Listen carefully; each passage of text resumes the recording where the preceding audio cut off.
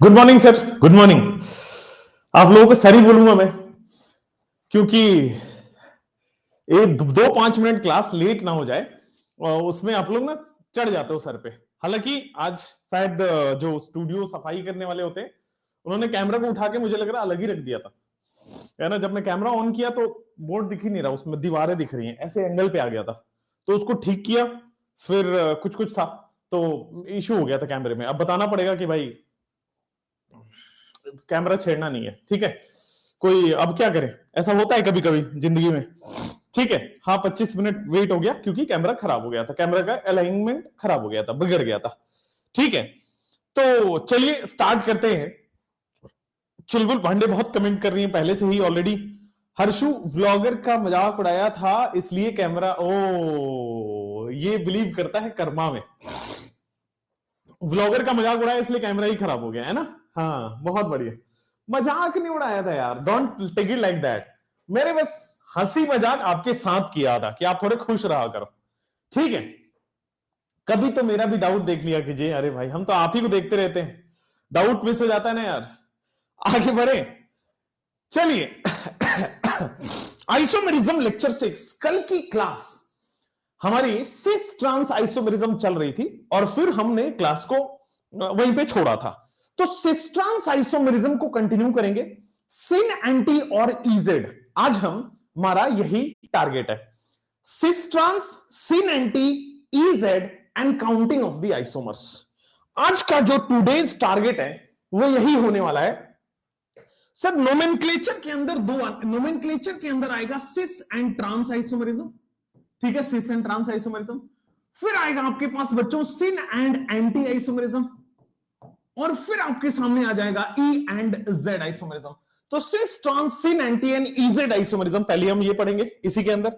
उसके बाद number of E Z, number of geometrical isomerism count करेंगे, ठीक है। तो अगर स्टार्ट करते हैं अपना टॉपिक, मैंने आपको ऑलरेडी बता रखा था कि सिस ट्रांस आइसोमेरिज्म कैसे दिखते हैं। तो मुझे बताओ, सिस और ट्रांस अगर आपको देखना हो तो आप क्या क्या चेक करोगे, वो 3 कंडीशन कौन कौन सी है जो आप सिस और ट्रांस में रखोगे। तो सर देखो, पहला वाला हम चेक करेंगे सिस और दूसरा हम लिखते हैं ट्रांस। तो सिस ट्रांस आइसोमेरिज्म आइए चेक करते हैं, एक एक करके देखते हैं। आइए चेक करते हैं और आगे बढ़ते हैं सिस ट्रांस आइसोमेरिज्म में। तो सर सबसे पहला चीज हम देखेंगे, same group on same side. Cis isomerism में क्या हो जाएगा, same group on same side अगर हो तो इसको हम कहते हैं cis. Same group on same side cis, और same group on opposite side that means trans. Same group on same side cis and same group on opposite side that is trans. एक और चीज हमने बोला था, कि सर अगर मान लो ग्रुप्स के बीच में एंगल इज 90 डिग्री, अगर सेम ग्रुप के बीच में एंगल आपका 90 डिग्री हो जाता है तो वो सिस है, और सेम ग्रुप के बीच में एंगल आपका 180 डिग्री हो जाता है तो वो आपका ट्रांस है। एकदम सही है। सेम साइड पे है तो सिस, डिफरेंट साइड पे है तो ट्रांस, यानी कि अपोजिट साइड पे है तो ट्रांस। एंगल 90 डिग्री और एंगल 180 डिग्री। एक और चीज बताया था मैंने कि अगर एरियल डिस्टेंस आपका कम आ रहा है, एरियल डिस्टेंस डिफरेंट होना चाहिए तब जाके जीआई से होगा। एरियल डिस्टेंस अगर कम आ रहा है तो वो सिस है, और अगर एरियल डिस्टेंस इज मोर, अगर एरियल डिस्टेंस इज मोर तब आपके पास क्या आ जाएगा, दैट इज ट्रांस। तो aerial distance is less, aerial distance is more, ये आपके पास सिस एंड ट्रांस आइसोमेरिज्म दिख रहा है, ठीक है। वो आपको सिस एंड ट्रांस आइसोमेरिज्म दिख रहा है, ठीक है भाई, क्लियर है। I hope there is no problem at all. यहां आते हैं, ये सिस एंड ट्रांस का एक छोटा सा टेबल है। एरियल डिस्टेंस लेस है, मोर है ट्रांस में, लेस है सिस में, बहुत सही। अब यहां देखो, क्या ये पहले देखो कि ज्योमेट्रिकल आइसोमेरिज्म शो करेगा, और अगर ज्योमेट्रिकल आइसोमेरिज्म शो करेगा तो कौन सा है, सिस है कि ट्रांस है? भाई ज्योमेट्रिकल आइसोमेरिज्म शो करेगा तो देखो साइक्लोएल्केन में किसी भी दो sp3 पर अगर दो डिफरेंट एटम्स हैं, किसी भी दो sp3 पर दो डिफरेंट ग्रुप्स लगे हैं, इसी को हम क्या बोल देते हैं बेटा, जीआई शो करेगा। अच्छा अब देखो जरा ध्यान से, अगर सेम ग्रुप सेम साइड पे लगा है तो इसको हम कहेंगे सिस। तो देखो मिथाइल दोनों ही बाहर की तरफ लग रहा है। सेम ग्रुप अगर मैं मिथाइल को कंसीडर करता हूं तो दोनों मिथाइल सेम साइड है, बाहर की तरफ है, मतलब सिस है। तो दिस इज सिस आइसोमर। और दोनों में एक मिथाइल बाहर एक मिथाइल अंदर है। ध्यान दो, एक मिथाइल वेज पे है यानी कि बाहर है, और दूसरा मिथाइल डैश पे है यानी कि अंदर है। तो इसको हम बोल देते हैं बेटा ट्रांस आइसोमर। तो पहला हो गया सिस आइसोमर, दूसरा हो गया ट्रांस आइसोमर। ठीक हो गया। अब हाइड्रोजन के रेस्पेक्ट में भी देख सकते हो, दोनों हाइड्रोजन पीछे की तरफ है, सेम साइड है। यहां पे एक हाइड्रोजन वेज पे है और एक हाइड्रोजन डैश पे है, एक आगे की तरफ एक पीछे की तरफ है, अपोजिट साइड है यानी कि ट्रांस हो गया। ठीक है, तो मिथाइल के रिस्पेक्ट में भी आपका सिस ट्रांस आ जाएगा और हाइड्रोजन के रिस्पेक्ट में भी सिस ट्रांस आ जाएगा। यहां आ जाओ, क्या ये सिस ट्रांस है या नहीं है? इनमें सीधा बता दो कौन सिस है कौन ट्रांस है। Which of the following is cis and which of the following is trans? आइए यहां पे आप देखोगे तो सर साइक्लोऑक्टीन ये जीआई शो करेगा। 7 मेंबर तक साइक्लोऑक्टीन जीआई शो नहीं करता है, बट 7 मेंबर के बियॉन्ड वो जीआई शो कर सकता है। मतलब ये भी शो कर रहा है, ये भी शो कर रहा है। अब कोई भी सेम ग्रुप उठा लो, अगर मैं हाइड्रोजन के रेस्पेक्ट में देखता हूं तो हाइड्रोजन के रेस्पेक्ट में same group on same side cis है। हाइड्रोजन के रेस्पेक्ट में same group on opposite side बच्चों यहां पे क्या है, ट्रांस है। Same group on same side बच्चों आपके पास सिस है, same group on opposite side आपके पास सिंपली बेटा क्या है, ट्रांस है ना। 1 is cis, 2 is trans. Next आगे बढ़ते हो, यहां पे बताओ सिस ट्रांस आप डिफाइन कर सकते हो कि नहीं? देखो जीआई तो शो करेगा, पहली कंडीशन हो गई कि सर ज्योमेट्रिकल आइसोमेरिज्म शो कर रहा है, क्योंकि साइक्लोएल्केन में किसी भी दो sp3 एटम पर दो अलग अलग ग्रुप्स हैं, वो जीआई शो करता है। तो दो sp3 एटम्स पर दो अलग अलग ग्रुप लगाए, ये पहला sp3 एटम, दूसरा sp3, दो अलग अलग ग्रुप लगे, इस पे भी अलग ग्रुप है, इस पे भी दो sp3 एटम पर अलग अलग ग्रुप लगा है, तो इसको हम ये जीआई शो करेगा। अच्छा अब सिस है कि ट्रांस है, कौन सा ज्योमेट्रिकल आइसोमेरिज्म? देखो अगर मैं सेम ग्रुप को पकड़ता हूं, सेम ग्रुप कौन है, हाइड्रोजन। देख रहे हो कॉमन ग्रुप कौन है, हाइड्रोजन। इन दोनों में कॉमन है हाइड्रोजन। हाइड्रोजन दोनों पीछे की तरफ है, दोनों डैश पे है, दोनों सेम साइड है। तो अगर same group on same side है तो मैं इसको सिस बोलता हूं। लेकिन यहां हाइड्रोजन की कंडीशन देखो, एक वेज पे एक डैश पे, एक डैश पे एक वेज पे, एक बाहर एक अंदर है। तो अगर एक बाहर एक अंदर है तो बच्चों ये ट्रांस हो जाएगा, तो दूसरा वाला सिस ट्रांस आइसोमेरिज्म। जीआई तो शो करेगा ही, साथ में ये दोनों सिस ट्रांस आइसोमेरिज्म शो होंगे। जीआई तो शो करेगा ही, साथ में ये दोनों सिस ट्रांस आइसोमेरिज्म शो होगा। बोल दो जल्दी से, क्लियर हो गया? अब आ जाओ नेक्स्ट यहां पे कि सर क्या ये जीआई शो करेगा? तो डबल बॉन्ड के दोनों एंड्स पे डिफरेंट ग्रुप्स लगे हो तो जीआई शो करेगा। देखो लेफ्ट में भी ऊपर नीचे डिफरेंट है, राइट में भी ऊपर नीचे डिफरेंट है, जीआई शो करेगा। सिमिलरली यहां भी ऊपर नीचे डिफरेंट है, यहां भी ऊपर नीचे डिफरेंट है। सिंपली बच्चों ज्योमेट्रिकल आइसोमेरिज्म तो शो करेगा। अब ये सिस है कि ट्रांस है, आइए चेक कर लेते हैं। सेम ग्रुप पता करो तो सर लेफ्ट में भी हाइड्रोजन है, राइट में भी हाइड्रोजन है, कॉमन कौन हो गया, हाइड्रोजन। अगर सेम ग्रुप सेम साइड पे आ रहा है तो मैं इसको आंख बंद करके सिस लिख सकता हूं, और सेम ग्रुप अगर अपोजिट साइड जा रहा है तो इसको मैं ट्रांस लिख सकता हूं। यहां 90 डिग्री एंगल क्लियर दिख रहा है, यहां 180 डिग्री एंगल क्लियर दिख रहा है, यहां एरियल डिस्टेंस कम दिख रहा है, यहां एरियल डिस्टेंस ज्यादा दिख रहा है। सारी कंडीशन सेटिस्फाई करता है और आपके पास यहां पे आ चुका है सिस ट्रांस आइसोमेरिज्म। एकदम बढ़िया है, कोई प्रॉब्लम नहीं है। क्वेश्चन नंबर 2 में क्या ख्याल है आपके? में एल्कीन का पोजीशन डिफरेंट था, उससे कुछ फर्क पड़ेगा? नहीं बेटा शिवांशु, ये इसी का ट्रांसफॉर्म है और एल्कीन का पोजीशन ओ ओ ओ ओ ओ ओ डिफरेंट कर दिया इन्होंने, बट उससे फर्क नहीं पड़ेगा। सिमेट्रिकल स्ट्रक्चर है ठीक है, उससे फर्क नहीं पड़ेगा। ठीक है, बिल्कुल सही है। नीचे आ जाओ। अब आ जाओगे यहां पे, क्या ये जीआई शो करेगा नहीं करेगा पहले तो, और अगर जीआई शो करेगा तो सिस ट्रांस शो करेगा कि नहीं, और अगर सिस ट्रांस शो करेगा तो कौन सी से कौन ट्रांस है? 3 लेयर ऑफ क्वेश्चन है। क्या ये पहला क्वेश्चन कि जीआई शो कर रहा है नहीं कर रहा है? तो साइक्लोएल्केन के दो डिफरेंट sp3 पर, दो डिफरेंट sp3 एटम पर डिफरेंट ग्रुप्स लगे हों, एनी 2 sp3 एटम पर दो डिफरेंट ग्रुप लगे, ये ज्यादा अच्छा है। एनी 2 sp3 पर दो डिफरेंट ग्रुप लगा है, that means it shows geometrical isomerism. तो यार यहां जीआई शो हो रहा है, पहला क्वेश्चन सेटिस्फाइड कि ज्योमेट्रिकल आइसोमरिज्म शो करेगा। दूसरा देखो सर ये ज्योमेट्रिकल आइसोमरिज्म शो करेगा, दूसरा कंडीशन आप आ जाओ यहां पे, क्या ये सिस्टर्न्स शो करेगा नहीं करेगा?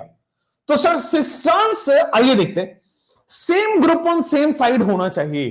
यहां देखो हाइड्रोजन दोनों ही सेम साइड पे है और वहां हाइड्रोजन अपोजिट साइड पे है, तो ये सिस है और वो ट्रांस है। इसका मतलब ये सिस ट्रांस आइसोमरिज्म शो करेगा, ये वाला सिस है और सेम ग्रुप अपोजिट साइड पे हो गया तो ट्रांस हो गया। तो ज्योमेट्रिकल आइसोमरिज्म भी शो करेगा, पहला वाला सिस है दूसरा वाला ट्रांस है। बोलो हाँ या ना? First is cis, second is trans. अगला कंडीशन आपके स्क्रीन पे आएगा, ये देखोगे cis and trans isomerism is shown by, कह रहा है इनमें से कौन है जो सिस ट्रांस आइसोमरिज्म शो कर सकते हैं। इस स्ट्रक्चर को पहले आप बनाओ, इसका आप एक्सपैंडेड फॉर्मूला बनाओ और फिर आप देखो कि क्या ये सिस ट्रांस शो कर सकता है कि नहीं कर सकता है। ठीक है, आइए देखते हैं। पहले देखो ये जीआई शो करेगा कि नहीं करेगा। तो सर डबल बॉन्ड के दोनों एंड्स पे डिफरेंट एटम लगे हुए हैं, हाइड्रोजन और मिथाइल। देख लो डबल बॉन्ड के दोनों एटम पे डिफरेंट लगे हुए, देखो एक हाइड्रोजन और मिथाइल है और दूसरे साइड में भी हाइड्रोजन और मिथाइल है। ठीक है, अब देखो अगर सेम साइड रख दिया तो सिस हो जाएगा, अगर मैं हाइड्रोजन को अपोजिट साइड रख दूं तो ट्रांस हो जाएगा। तो बिल्कुल it can show cis trans isomerism. आपको ट्रांस बनाना है तो सिंपली इसका क्या करना पड़ेगा, same group on opposite side कर दो तो बच्चों ट्रांस बन जाएगा। समझ में आया? शो करेगा, सिस भी करेगा, बना दिया, सेम साइड हो गया और डिफरेंट यानी कि अपोजिट साइड हो गया तो बेटा ट्रांस हो गया। नेक्स्ट आ जाओ यहां पे, नेक्स्ट आ जाओ यहां पे। सी डबल बॉन्ड सी है, एक साइड में आपके पास हाइड्रोजन है, दूसरे साइड में आपके पास मिथाइल है CH3, एक साइड में आपके पास ड्यूटेरियम है और दूसरे साइड में आपके पास C2H5 है। अब बताओ मुझे, पहले ये जीआई शो करेगा कि नहीं करेगा? तो सर डबल बॉन्ड के दोनों एंड्स पे डिफरेंट है, इसलिए आंख बंद करो और लिख दो कि सर ज्योमेट्रिकल आइसोमरिज्म शो करेगा।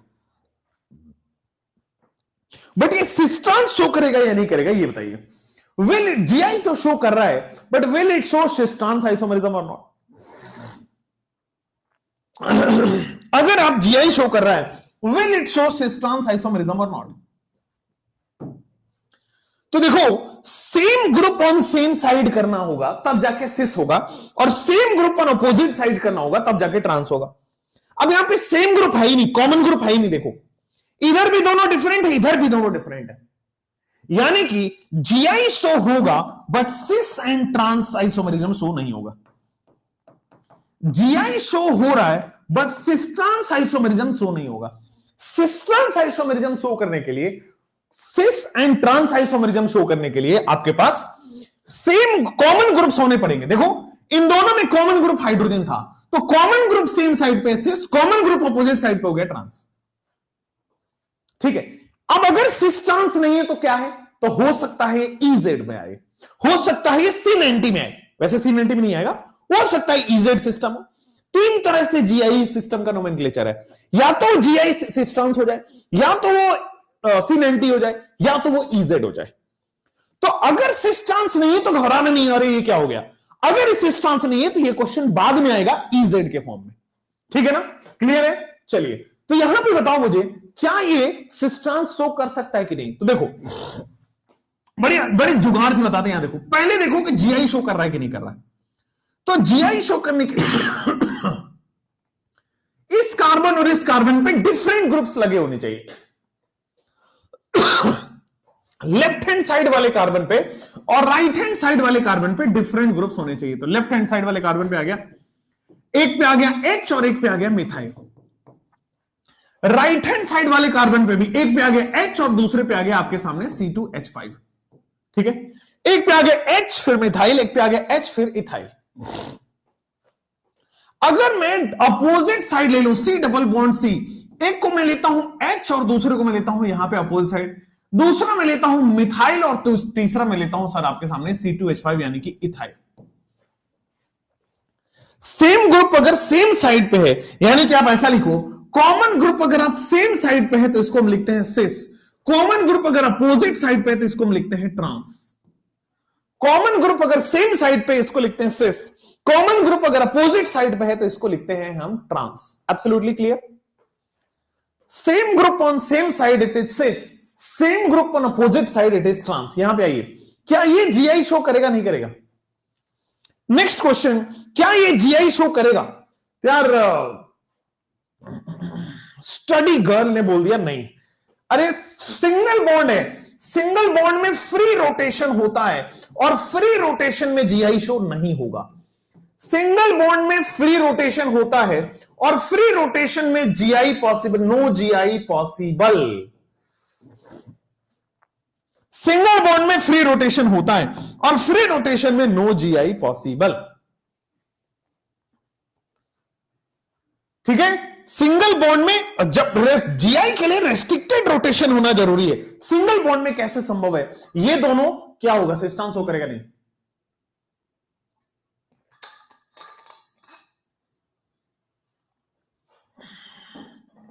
है ना। अब आइए यहां पे सीधा आ गया कि सर ये राइट हैंड साइड में दोनों सेम ग्रुप हैं, जीआई शो नहीं करेगा। राइट हैंड साइड में दोनों सेम ग्रुप हैं, जीआई शो नहीं करेगा। दोनों सेम क्वेश्चन है वैसे तो। राइट हैंड साइड में दोनों सेम ग्रुप हैं, जीआई शो नहीं कर रहा है। चलिए अब मुझे बताओ which of the following pairs are cis trans. Question number 1, different type of question. कौन से सिस ट्रांस हैं? पहला वाला क्वेश्चन, क्या ये सिस ट्रांस है? Same group on same side and same group on opposite side, क्या ये सिस ट्रांस है? पहला वाला क्वेश्चन अगर आप बोल रहे हो हां, तो बोल दोगे आंसर गलत है। सर पहला वाला क्वेश्चन जीआई ही नहीं शो कर रहा है। पहले तो लेयर 3 लेयर में आना है। पहले पता करो जीआई शो हो रहा है नहीं हो रहा है, फिर पता करो सिस ट्रांस हो रहा है नहीं हो रहा है, फिर आइडेंटिफाई करो कौन सिस है कौन ट्रांस है। तो अगर जीआई ही शो नहीं होगा तो सिस ट्रांस इजेड और सिन का मतलब नहीं है। ठीक है, इस वाले कार्बन पे डिफरेंट ग्रुप्स नहीं है इसलिए जीआई शो नहीं होगा। इस वाले कार्बन पे डिफरेंट ग्रुप्स नहीं इसलिए जीआई शो नहीं होगा। अच्छा, ये दोनों आइडेंटिकल कंपाउंड है, दिख रहा है आपको? भाई ये दोनों सेम कंपाउंड है, आपको दिख रहा है? They both are same compound और आइडेंटिकल कंपाउंड्स। ये दोनों जीआई शो नहीं कर रहा है, इनफैक्ट ये दोनों आइडेंटिकल कंपाउंड है, यानी कि सेम कंपाउंड है, इसमें घबराने की जरूरत नहीं है। दोनों में से कोई भी जीआई शो नहीं करेगा और दोनों ही सेम कंपाउंड है, बस ये वाला बॉन्ड ऊपर लगाया, ये वाला बॉन्ड नीचे लगाया, वहां बन गया, खत्म, जीआई नहीं शो होगा। अब दूसरे में क्या ये जीआई शो कर रहा है? दूसरे वाले क्वेश्चन में विच of the following will show GI, क्या ये जीआई शो कर रहा है? सेकंड वाले क्वेश्चन में जीआई शो कर रहा है नहीं कर रहा है? आइएगा जल्दी से। अब आप कहोगे कि सर ये जीआई शो करेगा, बहुत बढ़िया। क्यों? डबल बॉन्ड के लेफ्ट वाले कार्बन पे गए, ऊपर नीचे डिफरेंट है, लेफ्ट राइट वाले कार्बन पे गए, ऊपर नीचे डिफरेंट है, इसका मतलब जीआई शो करेगा। डबल बॉन्ड के लेफ्ट वाले कार्बन पे गए, ऊपर नीचे डिफरेंट है, राइट वाले कार्बन पे गए, ऊपर नीचे डिफरेंट है। अगर ऐसा कंडीशन होता है इसका मतलब जीआई शो कर रहा है। अब लेकिन जीआई शो कर रहा है तो identify now layer number 2, cis trans isomerism है या नहीं है? आइडेंटिफाई, क्या ये सिस ट्रांस आइसोमरिज्म है या नहीं है? कई लोगों का जवाब ऐसा आ रहा है कि दोनों ट्रांस हैं, रॉन्ग। कई लोगों का ऐसा आ रहा है दोनों ट्रांस है, टेक्निकली इट इज रॉन्ग। आप ऐसा नहीं बोल सकते बेटा, कभी भी ऐसा नहीं होता है कि सिस एग्जिस्ट कर रहा है और ट्रांस नहीं कर रहा है, या ट्रांस एग्जिस्ट कर रहा है सिस नहीं कर रहा है। जीआई का मतलब है एक कंपाउंड के दो अलग फॉर्म्स हैं, एक सिस और एक ट्रांस, दोनों साथ में एग्जिस्ट करेंगे, साइमल्टेनियसली एग्जिस्ट करेगा। समझ रहे हो ना? जैसे बायो की बात करो तो बॉटनी एग्जिस्ट करेगा, जूलॉजी एग्जिस्ट करेगा। ऐसा नहीं कि खाली बॉटनी से बायो हो जाएगा, खाली जूलॉजी से बायो हो जाएगा, नहीं पॉसिबल है। खाली फिजिकल से केमिस्ट्री नहीं होगा, खाली ऑर्गेनिक से केमिस्ट्री नहीं होगा, खाली इनऑर्गेनिक, सबको साथ में रहना पड़ता है। सिस और ट्रांस साइमल्टेनियस प्रोसेस है, एक ही स्ट्रक्चर के दो अलग अलग रूप हैं। वो समझ में आया? क्लियर हुआ? तो आप ऐसा नहीं कह सकते कि सर ये ट्रांस है। ट्रांस है तो किसका? सिस का। सिस तो है ही नहीं ना सर, ये जीआई है बट ये सिस ट्रांस आइसोमरिज्म शो नहीं कर रहा है। जब सिस होगा तभी ट्रांस होगा। आप ऐसा नहीं कह सकते सिस तो है बट ट्रांस नहीं है, और ट्रांस तो है बट सिस नहीं है, दैट इज नॉट पॉसिबल। दोनों एक साथ होंगे, सिस ट्रांस आइसोमेरिज्म नहीं होंगे। इनफैक्ट अगर आप थोड़ा और गौर से देखो तो दोनों सेम है। अब आ गया समझ में, दोनों सेम है भाई। देख लो ना, लेफ्ट वाले कार्बन पे इथाइल और एच लगा है, यहां राइट वाले कार्बन पे इथाइल एच लगा है, बस कार्बन ही तो चेंज हुआ है। तो they both are identical compounds, they both are identical compounds. इनमें ये सिस और ट्रांस नहीं बोल सकते आप इसको, दोनों एक दूसरे का आइडेंटिकल है, एक ही है। अच्छा, कई लोग कह रहे मिरर इमेज है, बेटा मिरर इमेज नहीं है। मिरर इमेज क्या होता है, अगर मिरर इमेज बनाओगे तो यहां हाइड्रोजन आएगा, यहां मिथाइल आएगा, हम मिरर इमेज है। यस, ओके ठीक है, मिरर इमेज। चलो नेक्स्ट। बट इसमें आप मिरर इमेज कैसे देख रहे हो, इसमें तो स्लाइस कट है भाई, इसमें तो पीओएस है, इसमें तो प्लेन ऑफ सिमेट्री है। चलो खैर, वो ऑप्टिकल वाला कॉन्सेप्ट हिला हुआ है, बता देंगे अभी, अगले क्लास में ऑप्टिकल ही होगा। जीआई आपका आज फिनिश होने वाला है। यहां आओ, क्या ये सिस्टर्न शो करेगा नहीं करेगा? पहले तो देखो जीआई शो करेगा कि नहीं, लेयर नंबर 1। तो जीआई शो करने के लिए डबल बॉन्ड के लेफ्ट कार्बन पे दोनों डिफरेंट होने चाहिए, राइट कार्बन पे दोनों डिफरेंट होने चाहिए। डबल बॉन्ड के लेफ्ट कार्बन पे दोनों डिफरेंट होने चाहिए, राइट कार्बन पे दोनों डिफरेंट होने चाहिए। अच्छा, लेफ्ट कार्बन पे दोनों डिफरेंट होगा तो इसको हम कहेंगे सिस, और राइट कार्बन पे दोनों यहां अपोजिट साइड में है तो इसको हम बोलेंगे ट्रांस। देखो, same group on same side it is cis, same group on opposite side it is trans. 90 degree 180 degree, aerial distance कम, एरियल डिस्टेंस ज्यादा। ठीक हो गया। तो सर जीआई भी है पहला कंडीशन, और सिस ट्रांस है या नहीं है? ऑब्वियसली सिस ट्रांस भी है। और अगर सिस ट्रांस है तो कौन सिस है कौन ट्रांस है? तो देख लो, same group on same side वो सिस है, और same group on opposite side that is trans है। नेक्स्ट, नीचे आ जाओ, नीचे आ जाओ। क्या ये जीआई शो कर रहा है? कर रहा है सर, जीआई शो कर रहा है। इस पे भी दोनों डिफरेंट, इस पे भी दोनों डिफरेंट, इस कार्बन पे भी दोनों डिफरेंट, इस कार्बन पे दोनों डिफरेंट। तो पहला कंडीशन तो सेटिस्फाई हो गया कि ज्योमेट्रिकल आइसोमेरिज्म शो करेगा। दूसरा कंडीशन, क्या ये सिस ट्रांस शो करेगा? तो सेम ग्रुप अगर सेम साइड है तो सिस है, अपोजिट साइड आ रहा है तो ट्रांस है। हाइड्रोजन के रेस्पेक्ट में बेटा ये सिस ट्रांस हुआ, सिस ट्रांस आइसोमेरिज्म शो कर रहा है हाइड्रोजन के रेस्पेक्ट में। अब कौन सिस है?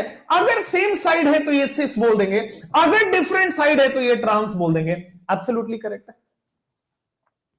अगर सेम साइड है तो सिस होगा, और अगर अपोजिट साइड है तो ट्रांस हो जाएगा। तो क्या ये सिस ट्रांस आइसोमेरिज्म शो कर रहा है? यस।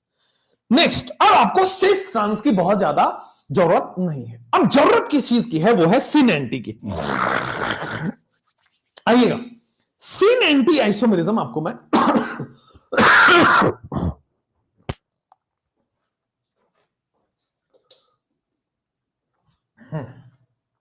तो सिन एंटी आइसोमेरिज्म मैं आपको बता देता हूं, ध्यान से देखिएगा।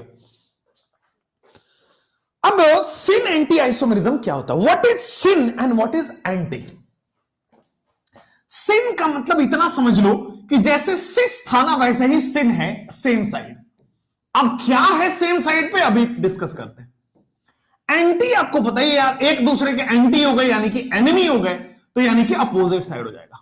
जैसे वहां ट्रांस था वैसे ही यहां पे एंटी है, जैसे वहां सिस था वैसे ही यहां पे सिन है। ठीक है ना, क्लियर है ना, नो डाउट। चलो अब आ जाओ कि अगर आपके पास इस टाइप के कंपाउंड्स हैं, एन डबल बॉन्ड एन, क्या ये जीआई शो करता है? मैंने लिखा हुआ है C double bond N, C double bond O, N double bond N, ये सब जीआई शो करते हैं, डबल बॉन्ड जीआई शो करेंगे। हां, बशर्ते दोनों एटम्स पे डिफरेंट डिफरेंट आपके पास ग्रुप्स लगे। देखो, लेफ्ट वाले नाइट्रोजन पे डिफरेंट लगा है, राइट वाले नाइट्रोजन पे भी डिफरेंट अगर लग जाए तो देखो ये आपके पास क्या शो करेगा? सिन आइसोमर शो कर रहा है। बट अब देखो इसकी डेफिनेशन देखो सर, बड़ा सिंपल है।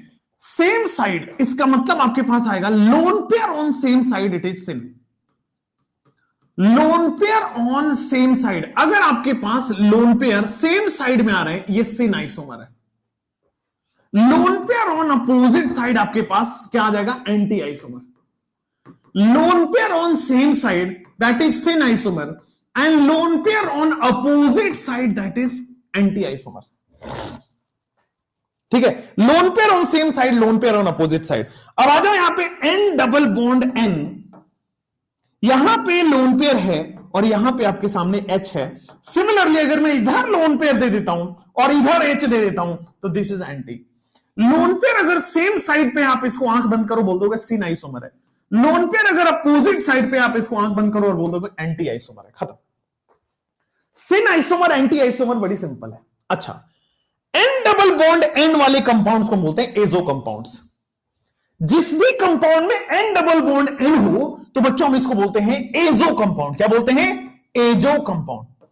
Compound containing N double bond N that is azo compounds.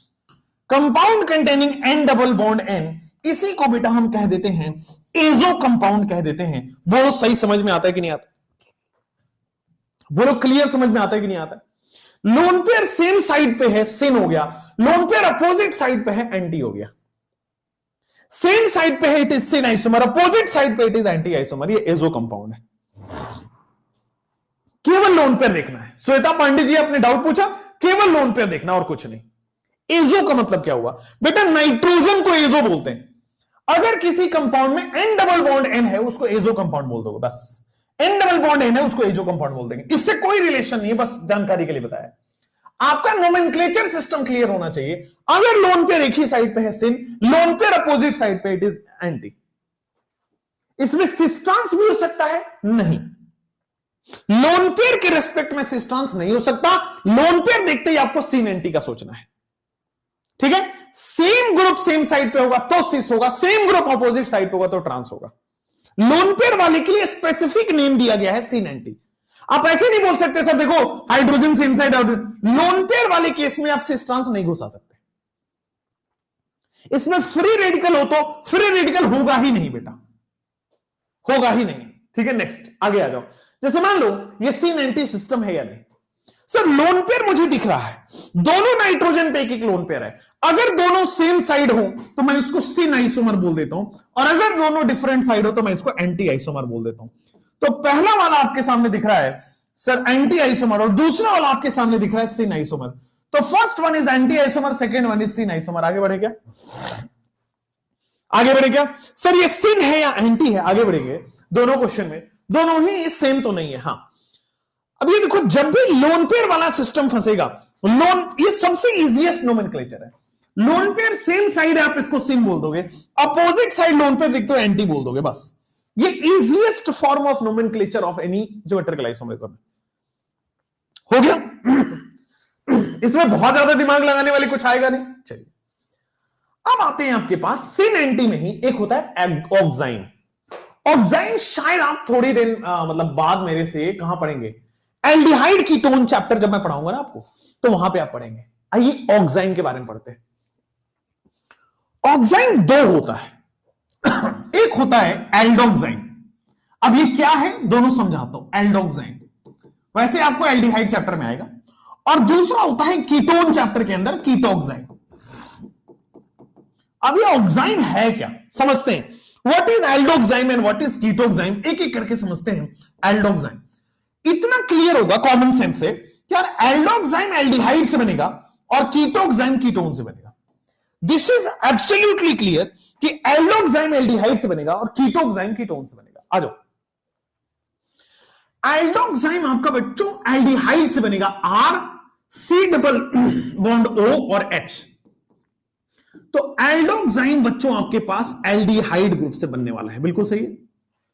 और similarly ketoxime is a derivative of ketone, R C double bond O. मान लो आप यहां पे आर रख लो, आर डैश रख लो, बातें की, ठीक है।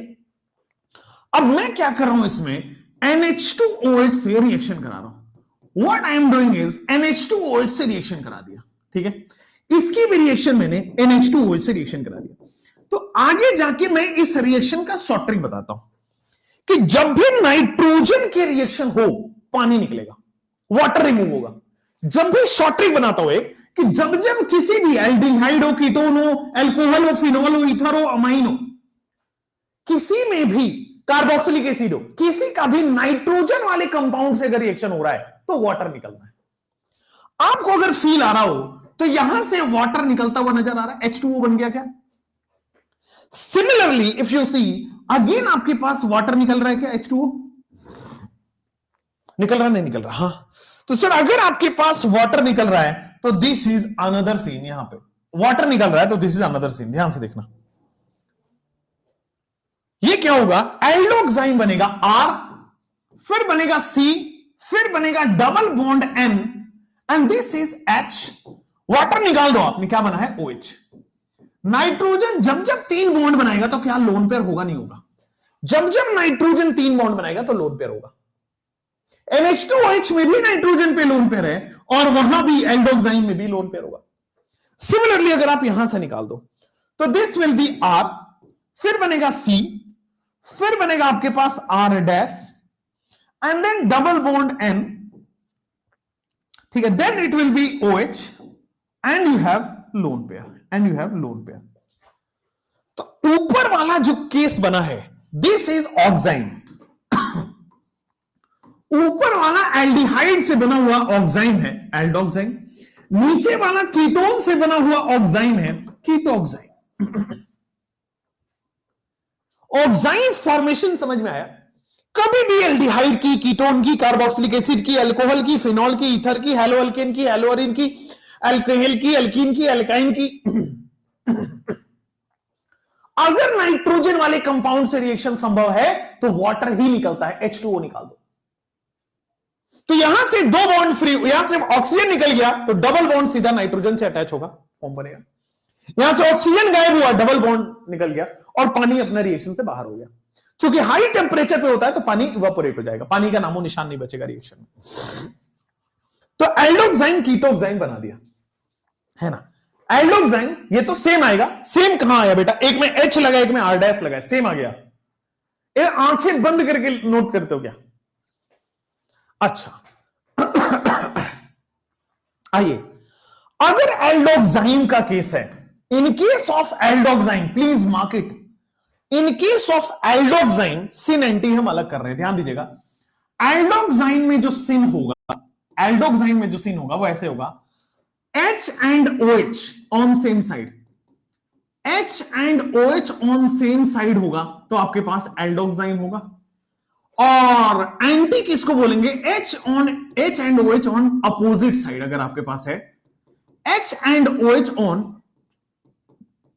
अपोजिट साइड अगर आपके पास है तो इसको हम बोल देंगे कीटोक्साइन। H and OH on same side हो गया तो आपके पास सिन हो गया, H and OH on opposite side हो गया तो आपके पास एंटी हो गया। एल्डोक्साइन के केस का सिन एंटी वेरी सिंपल है। जैसे हमने एजो कंपाउंड का सिन एंटी किया तो वहां पे हो गया lone pair on the same side syn, lone pair on the opposite side anti. अगर ऑक्साइन है उसमें H and OH on the same side that is sin, H and OH on the opposite side that is anti। बन गया? समझ में आया? अच्छा, अब कीटोक्साइन का सिन एंटी कैसे देखोगे? तो आ जाओ, कीटोक्साइन का सिन एंटी बड़ी सिंपल है। इसको मैं एग्जांपल में ही करा के क्लियर करता हूं, बट फिर भी यहां पे हिंट देता हूं, ध्यान दो। ये सिन एंटी हमें डिफाइन करना पड़ता है, होता नहीं है, डिफाइन करना पड़ता है। जैसे OH के सामने जो है उसके साथ ये सिन है, ध्यान दो, OH के साथ OH, ठीक है, फिर R, OH और R ये सिन फॉर्म में है, ठीक है। OH एंड R डैश ये एंटी फॉर्म है। अब सिन और एंटी आइसोमर क्लियर समझ रहे हो क्या? सिन और एंटी आइसोमर क्लियर समझ रहे हो क्या? एल्डोक्साइन में H and OH on the same side एल्डोक्साइन, H and OH on the opposite side anti, H and OH on the same side sin, H and OH on the opposite side anti. यहां पे OH के साथ जो होगा वो सिन form में होगा, OH के सामने जो होगा वो एंटी फॉर्म में होगा। ये मैं अभी समझ में नहीं आएगा, इन क्वेश्चन अप्लाई करके समझ आएगा। अभी समझ में नहीं होगा, क्वेश्चन में जब अप्लाई करेंगे तब समझ में आएगा। Please wait for till the question. Clear है? कोई प्रॉब्लम नहीं है। अभी हमने सिन एंटी में पहले एजो देखा, lone pair on the same side syn, lone pair on the opposite side anti. अब यहां पे पूछ रहा है which of the following is correctly marked as sin or anti form of a molecule। इसमें से कौन से क्वेश्चन है जो सिन और एंटी फॉर्म मार्क किए हुए हैं मॉलिक्यूल के? कौन से हैं जो सिन और एंटी फॉर्म में मार्क किए गए? आ जाओ, तो देखो ये सीड ऑक्साइन है, ऑक्साइन है सर, कीटोक्साइन में हम बात नहीं कर सकते एक ही कार्बन है, जीआई नहीं है।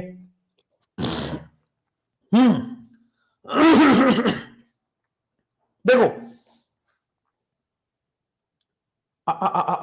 अधूरा क्वेश्चन है, अधूरा क्वेश्चन है। इसको बोल दिया था सिन, इसको बोल दिया था एंटी, इसको बोल दिया था सिन, और इसको बोल दिया था एंटी। कह रहा है कौन सा करेक्टली मार्क्ड है,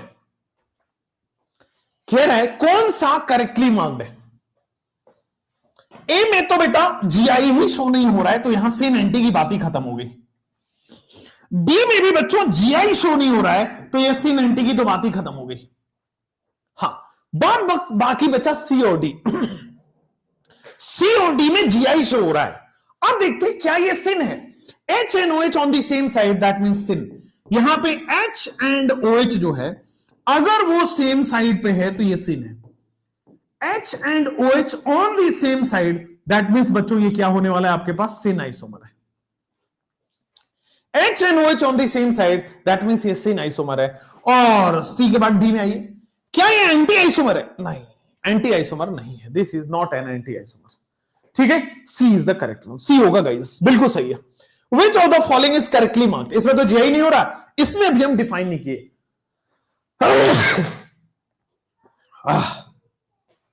आइए, तो सिन और anti form of a molecule.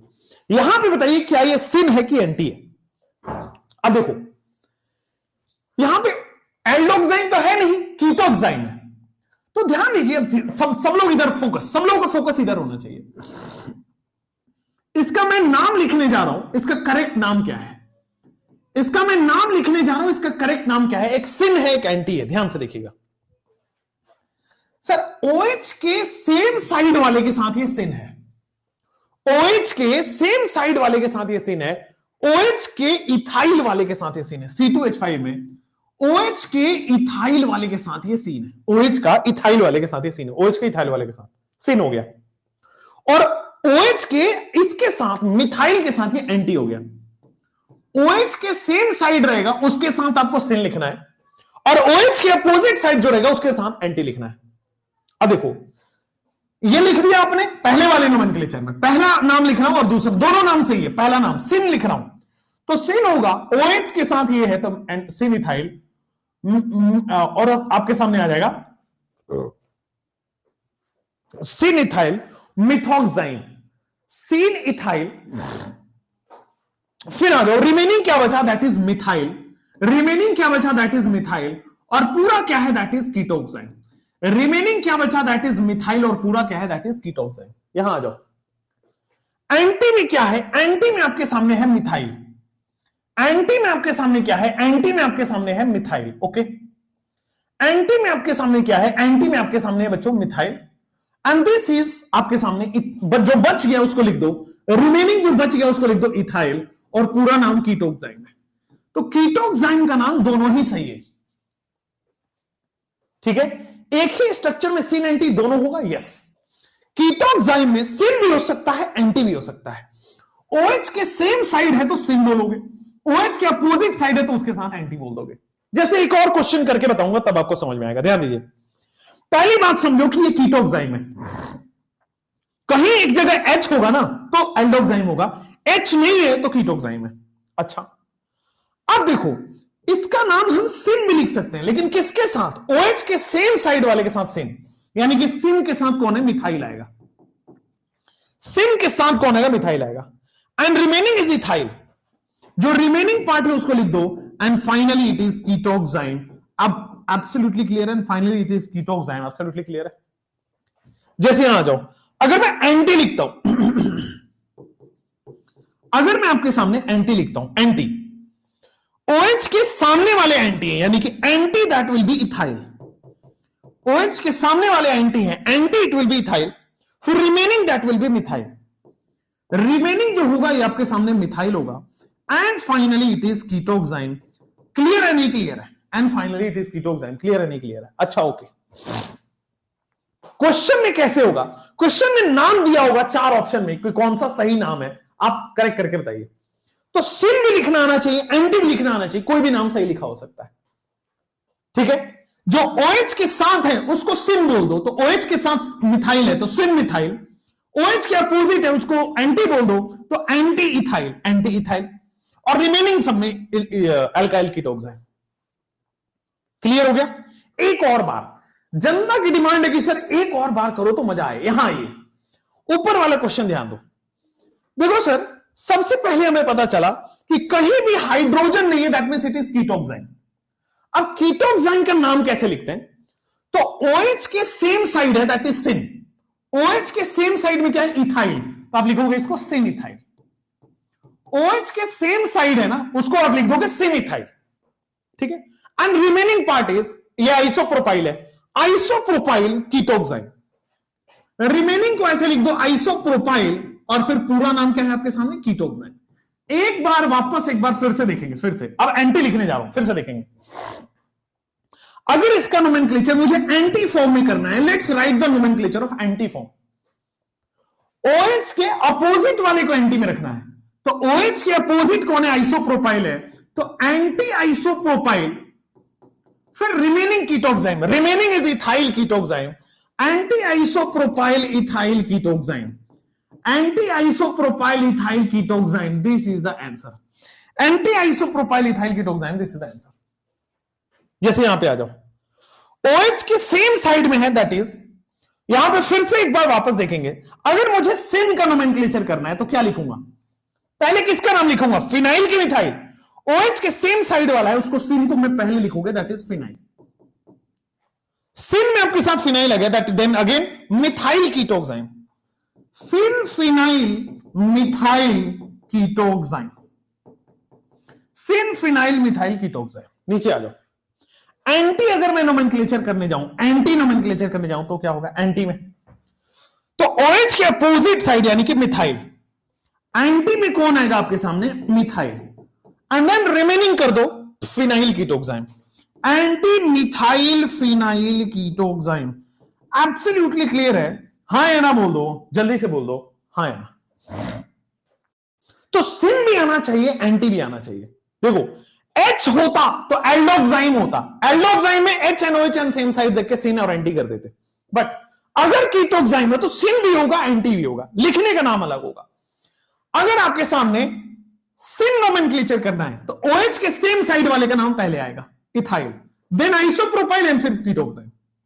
Anti लिखना है तो OH के अपोजिट साइड वाले का पहले नाम लिखोगे, and then remaining and then ketoxime. मजा आ गया?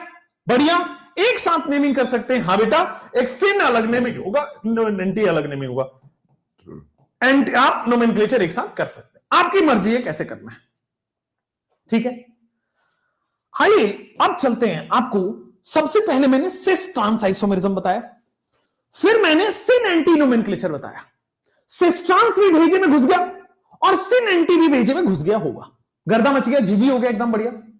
नीरज जी कम से कम 10-15 बार आप जन्म लेंगे ऑर्गेनिक की दुनिया में, तब आपको यहां पे गलतियां ढूंढने को मिलेगी, बट एकदम सही है तो ठीक है। आगे बढ़े, धुआं धुआं हो गया, बढ़िया हो गया। चलो अब सर आपके पास सिस ट्रांस हो गया, सिन एंटी हो गया। सिन एंटी के बाद now we are going for E Z nomenclature. अब ये सबसे एल्डोक्साइन के एग्जांपल करा रखे हैं। एल्डोक्साइन के एग्जांपल ये क्या है? तुम कहां सो रहे थे क्या? अच्छा ओके, एल्डोक्साइन का example H and OH on the same side रखना है यार, तो सिस हो जाएगा, सिन हो जाएगा, अदरवाइज एंटी हो जाएगा। H एंड OH जब भी आप देख लो सिन हो जाएगा सेम साइड पे, और अगर अपोजिट साइड पे रहे तो ट्रांस हो जाएगा। H and OH on the same side रहे तो सिन हो जाएगा, अदरवाइज अपोजिट साइड पे रहे तो ट्रांस हो जाएगा एल्डोक्साइन का। उसमें कोई एग्जांपल की जरूरत नहीं। आइए इजेड नोमेनक्लेचर की बात कर लेते हैं। Let's talk about E Z nomenclature. क्या है ये? तीसरा form and the last form of geometrical isomerism आ रहा है। Third and the last form of geometrical isomerism आ रहा है, इजेड ज्योमेट्रिकल आइसोमेरिज्म। कौन सा? सर एंटी कब सिन होगा? बेटा एंटी कब सिन होगा, ये कौन सा क्वेश्चन है? अब बताइए, जल्दी से बताइए। सिन एंटी रिएक्शन में बनते हैं या अपने से लिखा था? बेटा सिन एंटी रिएक्शन में बनता है, रिएक्शन का प्रोडक्ट है ये। सेकंड वाला, आइए भाई ये वाला, OH का सेम साइड होगा, syn phenyl then methyl and then ketoxime. Absolutely correct है। Anti methyl and then phenyl ketone. Absolutely correct है राहुल जी, कहीं से कोई दिक्कत ही नहीं है। समझ में आ गए? क्लियर है? चलिए नेक्स्ट। अब easy nomenclature is VVIP. Alphabetical rule follow नहीं। अरे यार तुम्हें आईयूपीएसी नोमेनक्लेचर लिख लो क्या? तुम जीआई का नोमेनक्लेचर लिख रहे हो, यहां अल्फाबेटिकल रूल फॉलो नहीं होता है। यह गलत है, जिसने बताया वो गलत है, रॉन्ग। चलो आ जाओ इजेड नोमेनक्लेचर की बात करो। इजेड नोमेनक्लेचर के आगे लगाते हैं कि सर ये वीवी वीवी वीवी जितने भी वी डाल सकते हैं उतने डाल दीजिए। ये वीवीआईपी है, बहुत इंपॉर्टेंट है, और ये आज तो काम आएगा ही, ऑप्टिकल में भी जाके काम आएगा। ऑप्टिकल आइसोमरिज्म यानी कि अगले लेक्चर में भी काम आएगा, नेक्स्ट लेक्चर में भी। आज तो काम आएगा ही आएगा, अगले लेक्चर में भी काम आएगा। और यहां पे बच्चों आपको हम पढ़ाने वाले हैं 4 रूल। यहां पे बच्चों हम पढ़ाने वाले हैं आपको 4 रूल। सबसे पहले इजेड नोमेनक्लेचर करने के लिए आपको, अच्छा पहले तो वो समझना पड़ेगा, हाँ ई का मतलब क्या होता है, व्हाट इज ई, ई क्या सिग्निफाई करता है और जेड क्या सिग्निफाई करता है। जेड सिग्निफाई करता है जूसामेन, जेड सिग्निफाई करता है बच्चों आपके पास जूसामेन। ये ग्रीक वर्ड्स हैं, इसका मतलब समझना है बस। ई का मतलब होता है बेटा एंटीजन, ई का मतलब होता है एंटीजन। एक होता है जूसामेन और दूसरा होता है एंटीजन। ये दोनों क्या सिग्निफाई करते हैं, please please please see here, यहां देखोगे। एंटी का मतलब यहां पे एनिमी से है, एंटीजन का मतलब एनिमी अटैकर से है, एनिमी अटैकर का मतलब अपोजिट साइड। तो पहला तो यह समझ में आ गया कि ई का मतलब अपोजिट साइड, ई का मतलब एनिमी से याद रखना है, ई का मतलब एनिमी। और जेड यानी जान, जान तो जितना पास में रहे, सेम साइड रहे तो अच्छी बात है, जान जितना पास में रहे उतना ही अच्छी बात है। एक अपोजिट साइड हो गया, एक सेम साइड हो गया। लेकिन क्या अपोजिट साइड और क्या सेम साइड, ध्यान रखिएगा। यहीं पे एक वो आएगा कि more priority groups on opposite side, that means E. More priority groups on opposite side, इसको हम बोल देंगे more priority group on opposite side, इसको हम बोल देंगे ई यानी कि एंटीजन। और more priority group on same side, इसको हम बोल देंगे जेड यानी कि जूसामेन। मोर प्रायोरिटी ग्रुप्स यानी कि इसको हम बोल देंगे on opposite, more priority groups on opposite side और ऑन सेम साइड। अगर प्रायोरिटी ग्रुप सेम साइड पे लाई कर रहे हैं उसको हम जेड जान यानी कि जूसामेन बोल देंगे, और मोर प्रायोरिटी ग्रुप्स अगर अपोजिट साइड पे तो उसको हम ई एनिमी यानी कि एंटीजन बोल देंगे। अब मेजॉरिटी लोगों के दिमाग में ये चमका होगा कि सर ये प्रायोरिटी ग्रुप क्या है, ये पहली बार सुन रहे हैं। What is priority group? अब प्रायोरिटी ग्रुप डिसाइड करने के लिए हम पढ़ते हैं CIP rule. To decide priority group we have to follow CIP rule. तो अपने को प्रायोरिटी ग्रुप के लिए एक अलग सा रूल पढ़ना पड़ेगा। To decide priority group follow CIP rule. अब सीआईपी रूल क्या है? सर एक साइंटिस्ट थे 3 साइंटिस्ट, तीनों साइंटिस्ट ने मिलके इस रूल को दिया था, इसलिए तीनों के नाम पे सीआईपी रूल है।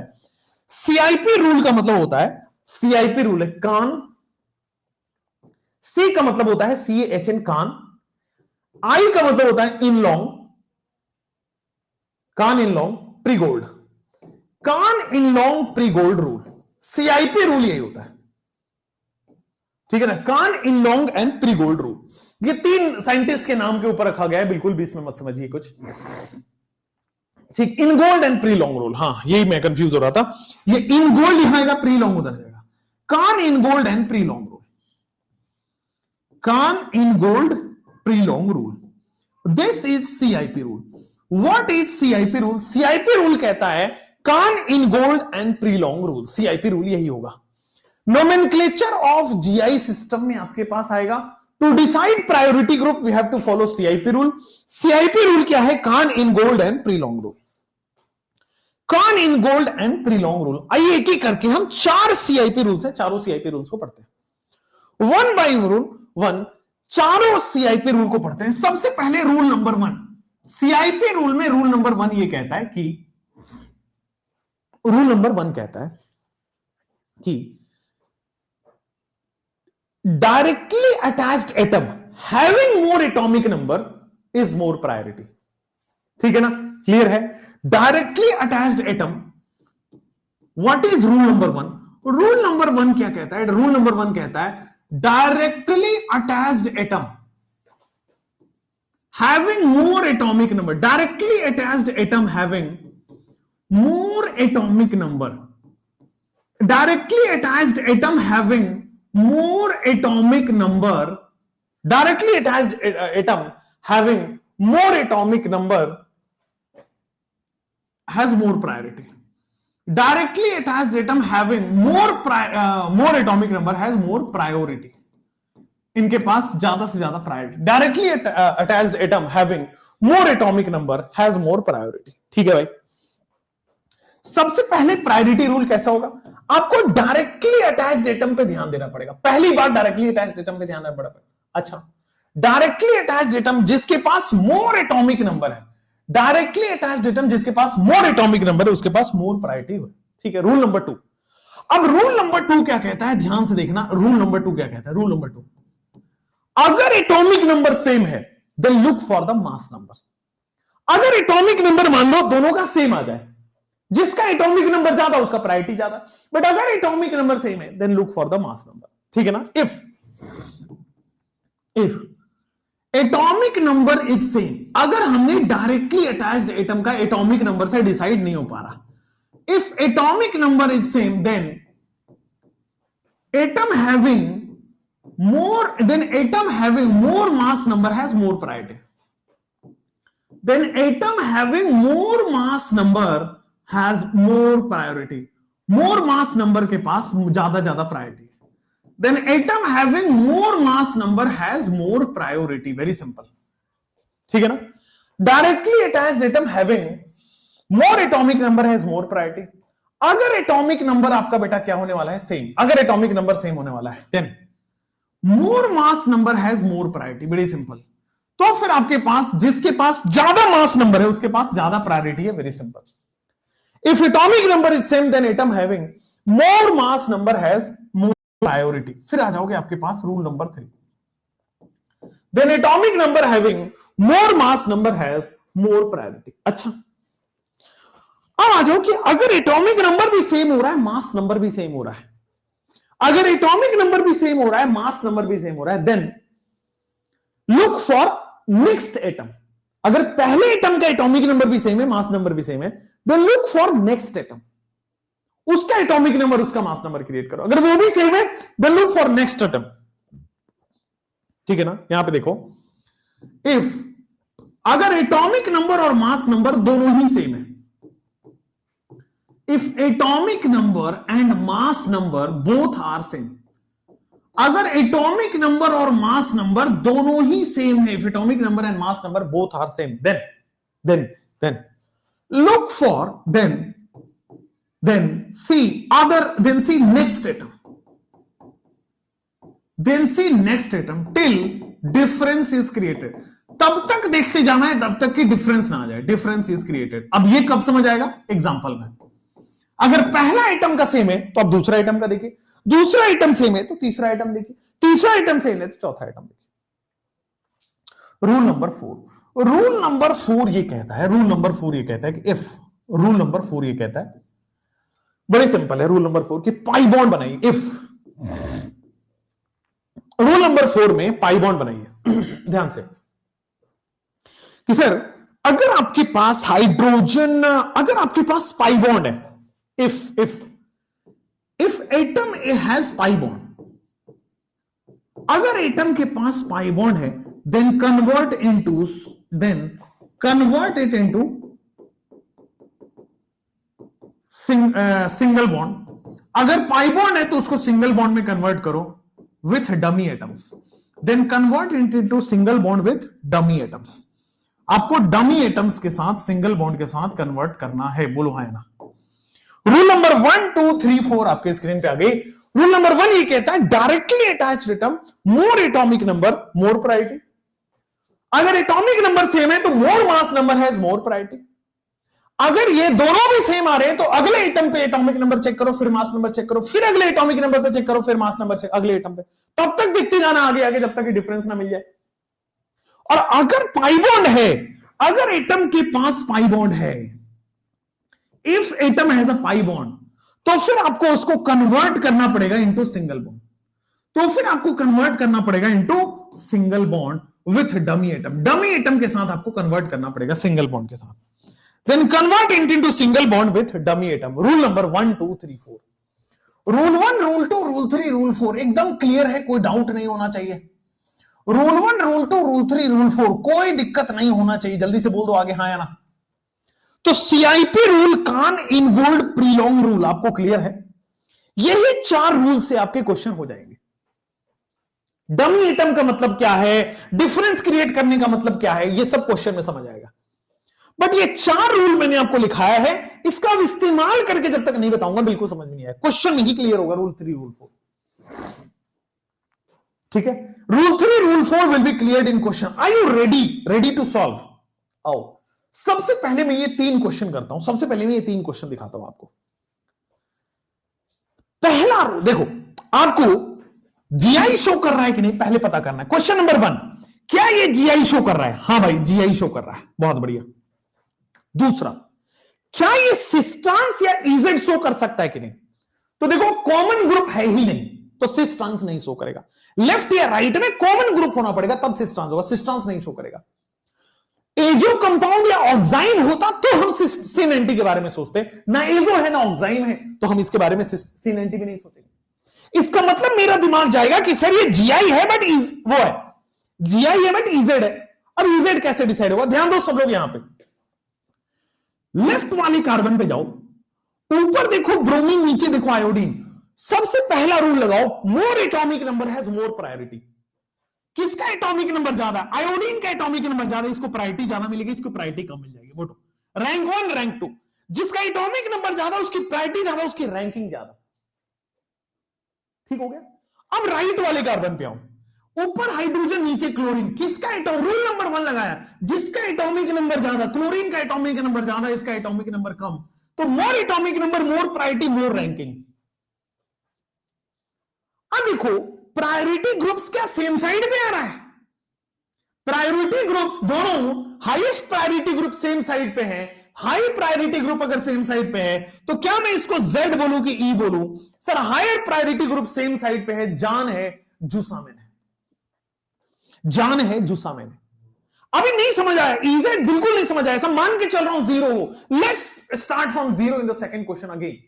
दूसरे क्वेश्चन में फिर से 0 पे चलते हैं, आ जाओ। पहला सवाल होगा कि क्या ये जीआई शो करेगा नहीं करेगा? तो फर्स्ट क्वेश्चन की सर ये जीआई शो करेगा। रीजन, लेफ्ट वाले कार्बन पे ऊपर नीचे बराबर नहीं है, राइट वाले कार्बन पे ऊपर नीचे बराबर नहीं है, जीआई शो करेगा। अब एंटीजेनिक जुसामिन है, आ जाओ देखते हैं। तो जैसे आप लेफ्ट वाले कार्बन पे और राइट वाले कार्बन पे देख लो, दोनों अलग अलग है। Okay okay okay, sir cis-trans है कि C90 है कि इजेड है? तो सर अगर लेफ्ट वाले और राइट वाले में कॉमन नहीं है तो इट इज सिंपली कॉमन नहीं है, मतलब कि सर वो क्या है? सिस्ट्रांस नहीं हो सकता। एजो कंपाउंड नहीं है, ऑक्साइन नहीं है, यानी कि C90 नहीं हो सकता। तो बचा इजेड, इजेड पे जाते हैं, प्रायोरिटी ग्रुप। तो प्रायोरिटी ग्रुप आपके पास होगा, लेफ्ट वाले कार्बन पे गए, ऊपर ब्रोमीन नीचे आयोडीन। जिसका एटॉमिक नंबर ज्यादा होगा उसको प्रायोरिटी ज्यादा मिलेगी, जिसका एटॉमिक नंबर कम होगा उसको रैंक कम मिलेगा, प्रायोरिटी कम मिलेगा। इधर जाओ, जिसका एटॉमिक नंबर ज्यादा है उसको प्रायोरिटी ज्यादा मिलेगी, और जिसका एटॉमिक नंबर कम है उसको प्रायोरिटी कम मिल जाएगी। हायर प्रायोरिटी ग्रुप अगर सेम साइड है तो ये जान है, जान यानी कि जुसामिन है Z, ये जान है यानी कि जुसामिन है Z। E and Z system इतना आसान है, आपको लग सकता था। अभी देखना, आज इसके राजा बन के जाओगे, मास्टर बन के जाओगे। जरा इस क्वेश्चन पे आओ, क्या ये जीआई शो करेगा नहीं करेगा? तो सबसे पहला सवाल तो यही राइज होता है, will it show geometrical isomerism और नॉट? तो yes, it will show GI. क्यों? लेफ्ट वाले कार्बन पे ऊपर नीचे डिफरेंट है, राइट वाले कार्बन पे ऊपर नीचे डिफरेंट है, जीआई शो करेगा। सिस्ट्रांस नहीं हो सकता, कॉमन नहीं है, एजो नहीं है, ऑक्साइन नहीं है, C90 नहीं हो सकता। बचा आपके पास इजेड सिस्टम। आइए इजेड देखते हैं। लेफ्ट वाले में ऊपर हाइड्रोजन लगा है, नीचे कार्बन लगा है। जिसका एटॉमिक नंबर ज्यादा है उसकी प्रायोरिटी ज्यादा है, जिसका एटॉमिक नंबर कम है उसकी प्रायोरिटी कम है। राइट वाले में गए, ऊपर ऑक्सीजन नीचे कार्बन, जिसका एटॉमिक नंबर ज्यादा है उसकी प्रायोरिटी ज्यादा है, जिसका एटॉमिक नंबर कम है उसकी प्रायोरिटी कम है। अगर यहां पे higher priority group opposite side आते हैं तो इसको मैं एनिमी बोलता हूं। E for entgegen, E for enemy बोलता हूं। E for entgegen, E Parth ने भी निकल दिया है बेटा, बहुत बढ़िया हो गया है। तो जीआई भी हो गया है, ई और जेड सिस्टम भी हो गया है। रूल नंबर टू क्या है आपके पास, यही करना है अभी, जल्दी से देखेंगे। आपके पास अगले 3 क्वेश्चन है, करना है आगे की तरफ। आपके पास ये 3 क्वेश्चन है, आगे की तरफ करना है। देखो एक बड़ा अच्छा शायरी याद आ रहा है। शायरी ऐसा है कि अगर मैं झूठ लिख दूं तो तुझे अपना लिख दूं। ये इंस्टाग्राम पे बड़ा आजकल चल रहा है। अगर मैं झूठ लिख दूं तो तुझे अपना लिख दूं, और या अगर मैं सच लिखूं तो मुझे तेरा लिख दूं। कितना बात है, कितना अच्छा बात है ना, कि अगर मैं झूठ लिख दूं तो तुझे अपना लिख दूं। वो झूठ है, तू अपना है नहीं। अगर मैं सच लिख दूं तो मैं खुद को तेरा लिख दूं, तुझे अपना लिख दूं। कितना अच्छा लाइन है ना, जेड फॉर जुसामेल। टचिंग लाइन है, क्या बात है। अगर टच ये कर रहा है ऐसा लाइन, इसका मतलब जिंदगी सेंसिटिव हो चुकी है भैया। टच कर रहा है, जान है। ओहो, देखो जरा, देखो इनके नाम, इनको लगता है कि ऐसा सब बोलने से हमको परी मिल जाएंगे। बेटा क्या ही बोलूं मैं तुम्हें, मूंछों वाली लड़कियां मिलेगी, बता रहा हूं मैं तुम्हें। ज्यादा बकवास हमारी क्लास में की है ना, तो मूंछों वाली लड़कियां मिलेगी तुमको। मूंछों वाली लड़कियां जानते हो कैसे होते, वो देखते हो तुम नाटक वाटक में, प्लास्टिक के मूंछे लगा लेते हैं ऐसे करके, है ना, और वो बने होते। एक बार हमारी क्लास का वो हो रहा था, हॉस्टल में रहते थे हम, तो हॉस्टल में वो होता था, कंपटीशन होता था। हॉस्टल का अलग और स्कूल का अलग, और दोनों का मिला के अलग होता था। तो हॉस्टल में अब हम मैं बिशप वेस्टकॉट से पढ़ा हूं। तो बिशप क्या है कि it is a coed school, मतलब लड़के भी पढ़ते हैं लड़कियां भी पढ़ती हैं। ठीक है, हमारे पेरेंट्स को हमारे ऊपर भरोसा था, तो इसलिए उन्होंने ऐसा नहीं कि नहीं अलग अलग में नहीं पढ़ाया, कोएड स्कूल में पढ़ाया। तो क्या हुआ कि एक बार वैसा था, ऑब्वियसली अलग अलग हॉस्टल्स होते थे, लड़के अलग रहती थी, लड़की अलग, बट कैंपस सेम होता था। बहुत बड़ा स्कूल, आप सर्च करोगे बहुत बड़ा स्कूल है वो, सेंट बिशप स्कूल। ठीक है, उसका नाम है Saint Bishop Westcott boys school, जो क्लास 6 के बाद उसमें चले जाते हैं बॉयज स्कूल में, बट 6 से पहले पहले तक आप एक ही कैंपस में हॉस्टल्स होते हैं। तो bishop Westcott boys school Namkum जगह का नाम है, रांची में। जो लोग रहते होंगे रांची वाले उनको पता होगा। तो महेंद्र सिंह धोनी के स्कूल में भी मैं एडमिशन लिया था, बट एडमिशन छोड़ दिया मैंने। डीएवी शामली से पढ़े महेंद्र सिंह धोनी। मैं 10th के बाद मैं सोचा स्कूलिंग ही करूंगा। मेरे घर वाले को बहुत ज्यादा पता नहीं था अपने को आईआईटी और ये सब क्या होता है। तो अपने को तो ये पता था 12th पास करना है, बोर्ड करना है, उसके बाद कुछ आईएएस वाईएस देखना है। यही होता था जनरली, बिहार में यही होता है अभी भी, जनरल केसेस में तो यही होता है।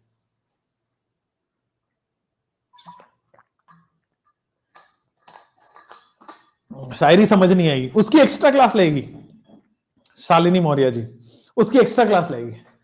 तो क्या होता था, मैं बता रहा था आपको हॉस्टल की कहानी। तो हॉस्टल में ना गब्बर सिंह बनने की वो हुई थी, तो बॉयज भी अपना प्ले किए, तैयार किए बड़े अच्छे से। गब्बर सिंह हमने रोल किया, मैं भी उसमें सांबा उम्बा बना हुआ था। तो अपना रोल वोल करके मस्त आ गए, देखिए। और हमें था कि भाई हमने इतना अच्छा कर दिया है, बड़ा फनी माहौल कर दिया था, सब हंस रहे थे, डायरेक्टर भी हंस रहे थे, वार्डन भी हंस रहे थे, स्कूल के क्लास टीचर वगैरह भी हंस रहे थे। तो हमें लगा कि हमने फनी एक्ट कर दिया, मजा आ गया। ठीक, अब लड़कियों की बारी आई, उन्होंने भी सेम एक्ट तैयार किया था, कंपटीशन होता था सेम एक्ट का, तो उन्होंने भी गब्बर सिंह किया। तो वो जब गब्बर सिंह वो होता है ना ऐसे जब लेके चलता है ना, और ऐसे आवाज आती है, टकड़क टकड़क टकड़क टकड़क ऐसे आवाज आती है। ठीक है, वो पीछे बुलेट्स की एक बेल्ट लेके चलता है, राइट। तो कोई लड़की कर रही होगी, उस लड़की का नाम मुझे याद है अभी, क्योंकि पूरा स्कूल ऐसे हंस पड़ा था। समरीन उसका नाम था, समरीन प्रवीण उसका नाम था। तो अब वो गब्बर के रोल में, गब्बर पे ही ज्यादा सब लोगों का ध्यान होता है। तो गब्बर अपना जैसे ही बोला, अरे वो सांबा भाई, उनकी मूछें निकल गई, उनके बूट वो मूछें निकल के नीचे गिर गई, और शायद वो भी गिर गया था, बेल्ट गिर गया था, डर के मारे। होता ना, लोग डर जाते हैं स्टेज पे, तो डर के मारे। तो मुझे वही मूछों वाली लड़कियां याद आई आपको, है ना। तो वैसे ही ना हो जाए, समझ रहे हो। पूरा क्लास ऐसे हंस पड़ा है, पूरा स्कूल ऐसे हंस रहा है, मजा आ रहा है। बट फिर ठीक है, फाइनली जीते तो हम ही। देखो बेटा, जी कंपटीशन में हम छोड़ते नहीं है, चाहे वो लड़के लड़कियां, वैसा नहीं छोड़ते, हम तो जीतेंगे भाई, सिंपल बात है। ठीक है, नाम याद है आपको? हाँ यार, नाम क्यों नहीं याद रहेगा? और तुम जो सोच रहे हो वो भी मैं सोच पा रहा हूं। तो तुम्हें क्या लगता है कि लड़की का नाम ले लिया मतलब वही काफी है? बेटा बड़े हो जाओ। रांची से हो अनूप, बहुत बढ़िया। निक्की मौर्यगरी और फनी, पता नहीं क्या जवाब देना होता है। ठीक है, और लड़कियां हैं तो नाम तो याद रखना पड़ता है। समरिन, मैंने काफी दिन बाद मुझे जब रिकॉल हुआ ना, तो मैं बहुत इंस्टाग्राम और फेसबुक पे खोजा भी, क्योंकि कनेक्ट टूट गया। 12-15 साल 17 साल हो गए तो कनेक्ट टूट गया। वो क्लास 4th की बात है, सोचो। तो कनेक्ट टूटे, मैं सोचा भी कि सर्च करूं एंड लेट्स गेट कनेक्टेड। या कनेक्शन तो रहना ही चाहिए दोस्तों में, स्कूल फ्रेंड्स और कॉलेज फ्रेंड्स। सबसे बड़ी मूर्खता आप लोग करते हो कि आप लोग जैसे जैसे आगे जाते हो पीछे वाले रिलेशन को छोड़ देते हो। That should never happen actually, वो नहीं होता है, नहीं करना चाहिए। ठीक है, लोग अच्छे कॉलेज में क्यों जाते हैं? बहुत अच्छा नेटवर्क बनता है लाइफ में ना। लोगों को जानना बड़ी अच्छी चीज है। पता है, किसी भी प्रॉब्लम में रहोगे, अगर आपके पास 20-25 लोग हैं ऐसे जो बड़े अच्छे लोग हैं, ठीक है, तो आपको जरूर हेल्प हो जाएगी उसमें। कोई ना कोई किसी ना किसी लिंक से कोई ना कोई हेल्प निकाल के आपका कर ही जाएगा। ठीक है, तो वैसे ही होता है। कनेक्ट नेटवर्क्स, कनेक्शंस बहुत इंपॉर्टेंट है। ठीक है, हाँ। चलिए, शिवांशु केसरी कह रहे हैं कि सर आप हमको बहुत अच्छे लगते हो। बेटा नहीं अच्छे लगे तो ज्यादा अच्छी चीज है ना। चलो आगे बढ़ो। यहां हो सर, सी, हाँ भटक गए थे, तो बातें बहुत करते हो। एंटीजेन और जूसामिन की ई और जेड की कहानी आ जाओ। सबसे पहले ये जीआई शो करेगा नहीं करेगा? यस, ये ज्योमेट्रिकल आइसोमरिज्म शो करेगा। ओके भाई, अब ये जीआई शो करेगा। अब ध्यान देना सर, सिन एंटी हो नहीं सकता, सिस ट्रांस हो नहीं सकता, बचा इजेड।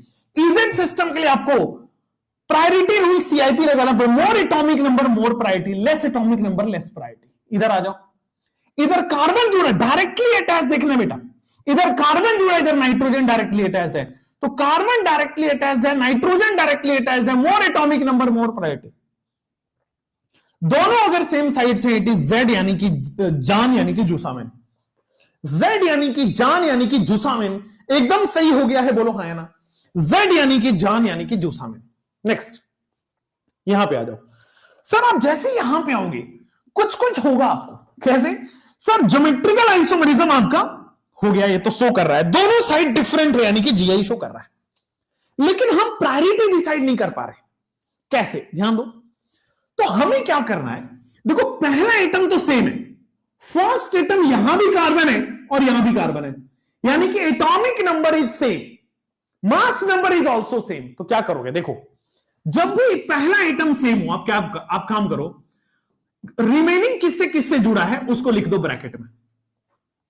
रिमेनिंग किससे किससे जुड़ा है? तो देखो, वो कार्बन जो है रिमेनिंग 3 हाइड्रोजन से जुड़ा है, ब्रैकेट में लिख दिया। यहां आ जाओ, ये किससे किससे जुड़ा है आप डिक्रीजिंग ऑर्डर में लिखो। डिक्रीजिंग ऑर्डर का मतलब देखो, इस कार्बन में 2 हाइड्रोजन और 1 ऑक्सीजन से जुड़ा है, 2 हाइड्रोजन और 1 ऑक्सीजन से जुड़ा है, तो ये प्रायोरिटी बन गई। नेक्स्ट, उधर जाओ, उधर जाओगे तो सर इधर जाओगे तो एक आयोडीन है और 2 हाइड्रोजन जुड़ा हुआ है। डिक्रीजिंग ऑर्डर में लिख रहा हूं मैं, decreasing order of atomic number. यहां भी आप क्या लिखोगे? सब पहला आइटम तो सेम है, तो रिमेनिंग के 4 जो है डब्बे बना के लिख दो, Br, Cl और F। डिक्रीजिंग ऑर्डर में लिखना है, बस ये ध्यान रखना। क्या किया मैंने? अगर पहला आइटम सेम है, if the first atom is same, then इस एटम से कौन कौन अटैच है उसको ब्रैकेट में लिख दो।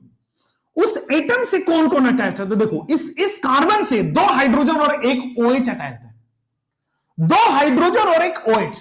हमें हमेशा डायरेक्टली अटैच देखना है, तो O फिर H फिर H, 1 ऑक्सीजन और 2 हाइड्रोजन जुड़ा है इस कार्बन से।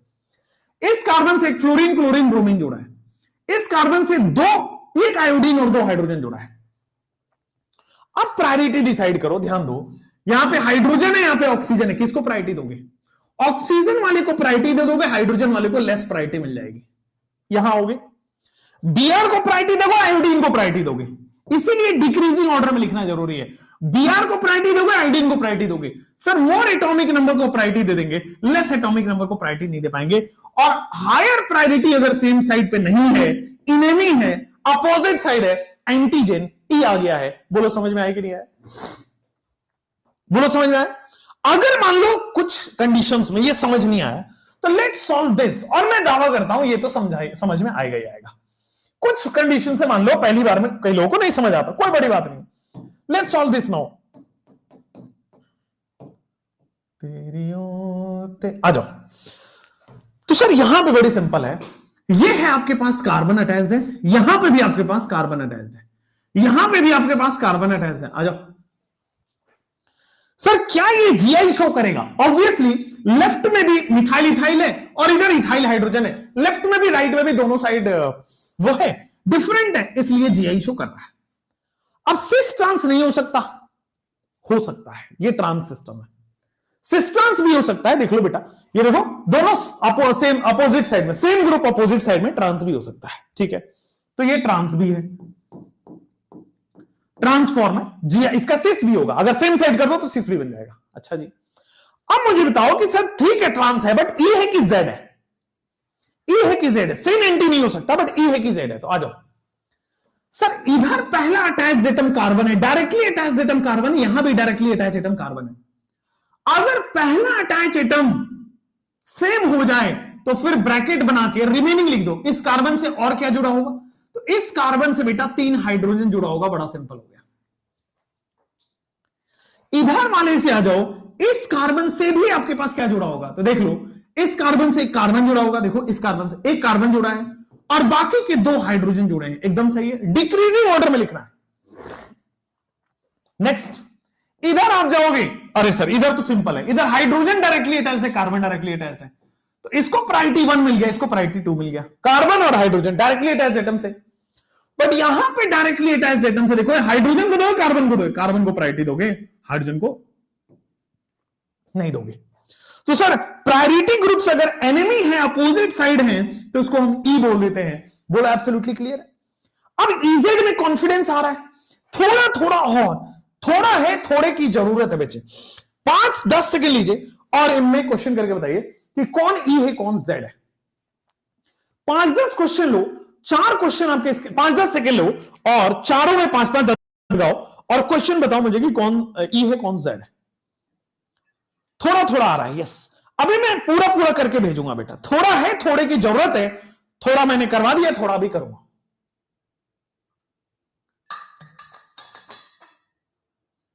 अच्छा, शिवांशु जी का कहना है कि सर जीआई ही नहीं शो हो रहा है, बहुत बढ़िया।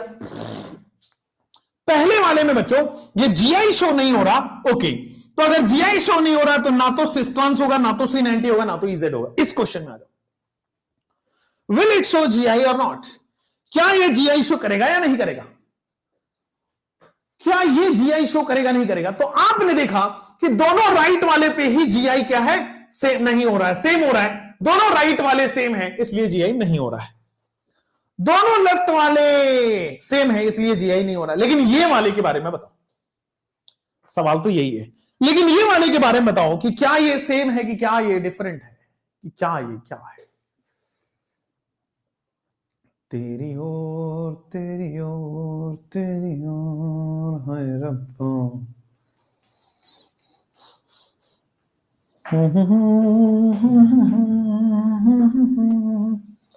क्वेश्चन में यहां पे कार्बन 12 है, यहां पे कार्बन 14 है, this is carbon 12, this is carbon 14, mass number different है।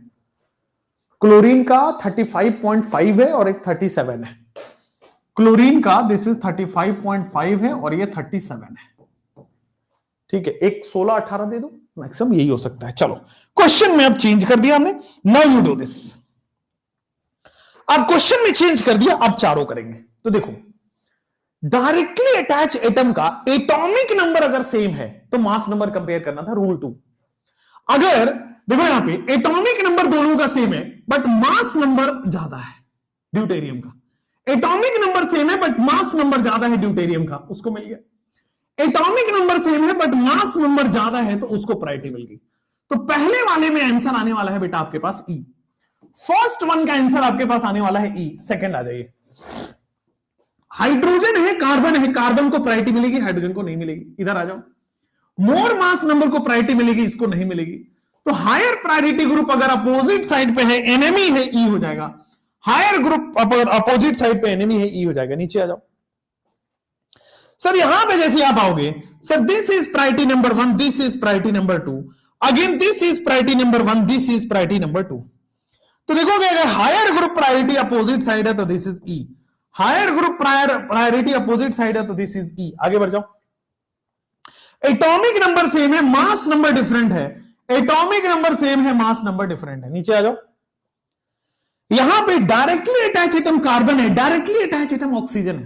ध्यान देना, डायरेक्टली अटैच एटम देखना है, बाद बाकी आप देखने लगे होंगे गड़बड़ हो जाएगा। सबसे पहले आपको डायरेक्टली अटैच एटम देखना है। मोर एटॉमिक नंबर मोर प्रायोरिटी। तो सर सेम एटम है जान, जान यानी कि जूसामेन, एकदम क्लियर हो गया। जेड जान यानी कि जूसामेन, एकदम बढ़िया हो गया। जेड होगा तो ये तीनों ई हो जाएंगे, ये वाला जेड हो जाएगा, एकदम बढ़िया। सर जीआई तो नहीं शो हो रहा है, कैसे जेड होगा? अरे जीआई शो नहीं हो रहा, ये जीआई भाई दोनों डिफरेंट है, यहां दोनों डिफरेंट है, कार्बन से जुड़ा है, ऑक्सीजन से जुड़ा है, दोनों डिफरेंट है। It will show GI, GI कैसे नहीं हो रहा? और ये दोनों कैसे जीआई शो नहीं हो रहा? अरे भाई एक ऑक्सीजन 18 है, एक ऑक्सीजन 16 है, दोनों का मास नंबर डिफरेंट है, इट इज डिफरेंट। एक कार्बन से क्लोरीन 37 है, क्लोरीन 35.5 है, दोनों डिफरेंट है। क्लियर हो गया। रूल नंबर 2 के बाद यहां पे आइए, ये दोनों रूल नंबर 3 पे आइएगा। दो क्वेश्चंस आपके पास रखे गए हैं, आराम आराम से करिएगा। इनको ई बताना है और एक को जेड बताना है। कौन ई है कौन जेड है, या दोनों ई है या दोनों जेड है? Which of the following is the correct one? Tell me the answer. Mass number देके कंफ्यूज हो गए, कोई बात नहीं बेटा, आगे नहीं कंफ्यूज होना है। यहां आइए सर, यहां पे डायरेक्टली अटैच एटम कार्बन है, कार्बन है, यानी कि अपने को डब्बा बना के, यानी कि बच्चों आपको डब्बा बना के लिखना पड़ेगा। तो कि कार्बन किससे अटैच्ड है? 3 हाइड्रोजन से अटैच्ड है, ठीक है। ऊपर वाला किससे अटैच्ड है? तो ऊपर वाला आपके पास देखो, एक कार्बन से और 2 हाइड्रोजन से अटैच है, एक कार्बन और 2 हाइड्रोजन से अटैच है। इधर आ जाओ, इधर आ जाओ। तो सर जैसे आप इधर आओगे, एक क्लोरीन और 2 हाइड्रोजन से अटैच है, बिल्कुल सही है। नीचे वाला आओगे तो डिक्रीजिंग ऑर्डर में एक ब्रोमीन और 2 हाइड्रोजन से अटैच है। आ जाओ डब्बे में देखो। सर प्रायोरिटी किसको दोगे?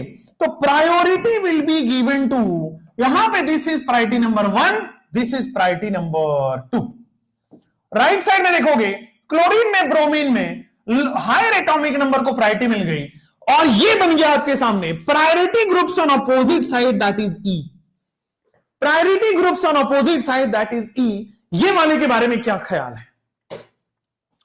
ये वाले के बारे में क्या ख्याल है? आइए आपका इंतजार था, जल्दी से, हम तो अंग्रेज जमाने के जेलर हैं। Z Z Z jailer. आपने जेलर मूवी देखी रजनीकांत वाली? नहीं देखना है, एग्जाम के बाद देखना है। ऐसा नहीं कि नहीं सर ने पूछा, अब तो देख के बताएंगे। जेड हो गया भाई, अब आगे पढ़ो। ये भी जेड है, सही बताओ जेड है ये, देख लेते एक बार। देखो डायरेक्टली अटैच एटम कार्बन है, कार्बन है, यानी कि डब्बा बना के इस कार्बन से क्या क्या अटैच है? इस कार्बन से 2 हाइड्रोजन 1 ऑक्सीजन अटैच है। इस कार्बन से क्या क्या अटैच है? 2 हाइड्रोजन 1 ऑक्सीजन। तो बच्चों जी 2 हाइड्रोजन 1 ऑक्सीजन लिख दिया कि नहीं लिख दिया? ओ बेटा जी। नेक्स्ट, इस कार्बन से क्या कनेक्टेड है? अगले 3 कार्बन कनेक्टेड हैं, तो ओ बेटा जी 3 कार्बन हमने लिख दिया है, बहुत ज्यादा बढ़िया हो गया। राइट हैंड साइड में गए, डायरेक्टली अटैच एटम सेम है। अगर डायरेक्टली अटैच एटम सेम है तो सी सी सी, और अगर डायरेक्टली अटैच एटम यहां पे है तो सी सी एच। एब्सोल्युटली क्लियर है कि नहीं क्लियर है? तो बेटा मेरे प्यारे यहां आ जाइए, क्या हो जाएगा? ये ऑक्सीजन है प्रायोरिटी नंबर 1, ये कार्बन है priority number 2, higher atomic number है, 3 कार्बन है, 2 ही कार्बन है, तो प्रायोरिटी नंबर 1, प्रायोरिटी नंबर 2। बेटा बेटा अगर प्रायोरिटी सेम साइड है, हायर प्रायोरिटी सेम साइड है, तो जान है, जान है रे, तू तो मेरे जान है रे, जाने जान। समझ में आया? नवाजुद्दीन सिद्दीकी का बड़ा अच्छा डायलॉग है, तू तो हमारी जान है रे, जान। जान मतलब जूसा में, Z Z form of geometrical isomerism. बार बार कुछ, if atomic number is same then compare the mass number. हाँ बिल्कुल सही बोला, इफ एटॉमिक नंबर सेम हो जाएगा then compare the mass number. Gangs of Wasseypur, बहुत बढ़िया। टेंजेंट, सरदार खान के 2 बेटे थे, एक का नाम था टेंजेंट और एक का नाम था पैरेलल। क्या था? परपेंडिकुलर। चलो भाई यहां पे आ जाओ। Now this is a good question.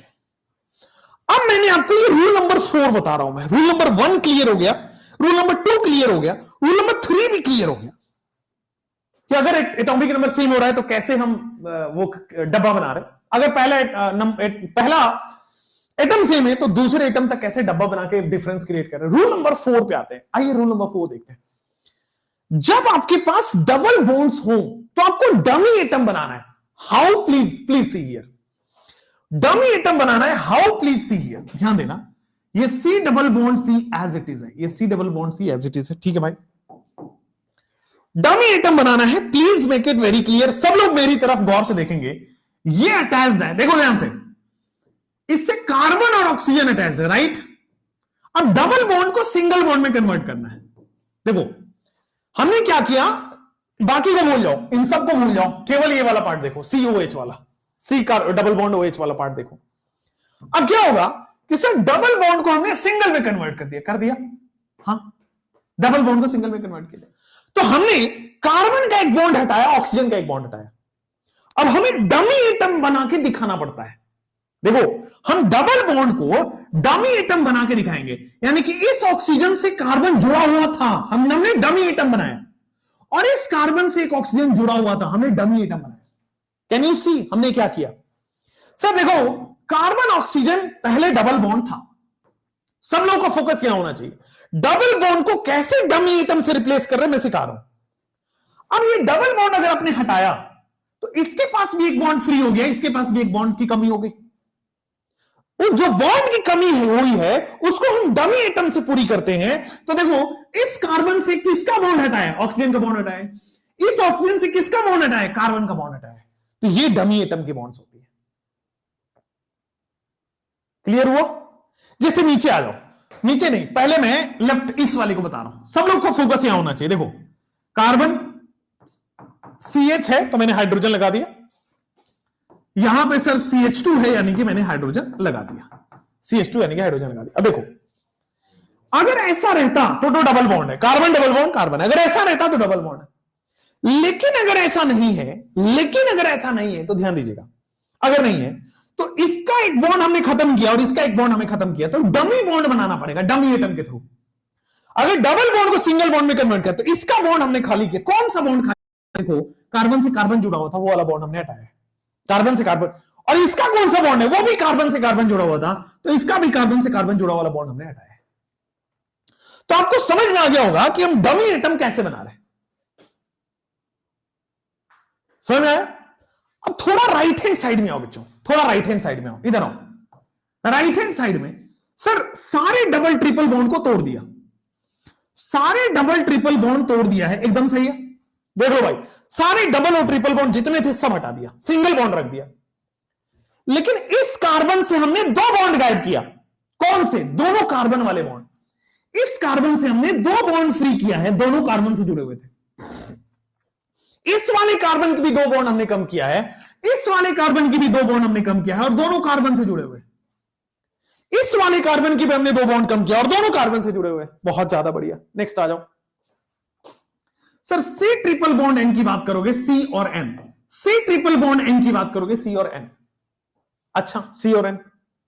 अब देखो, इस कार्बन से कितने बॉन्ड बनाए हैं? इस कार्बन के आपने दो बॉन्ड हटाए हैं। कौन से? दोनों नाइट्रोजन से जुड़े हुए थे।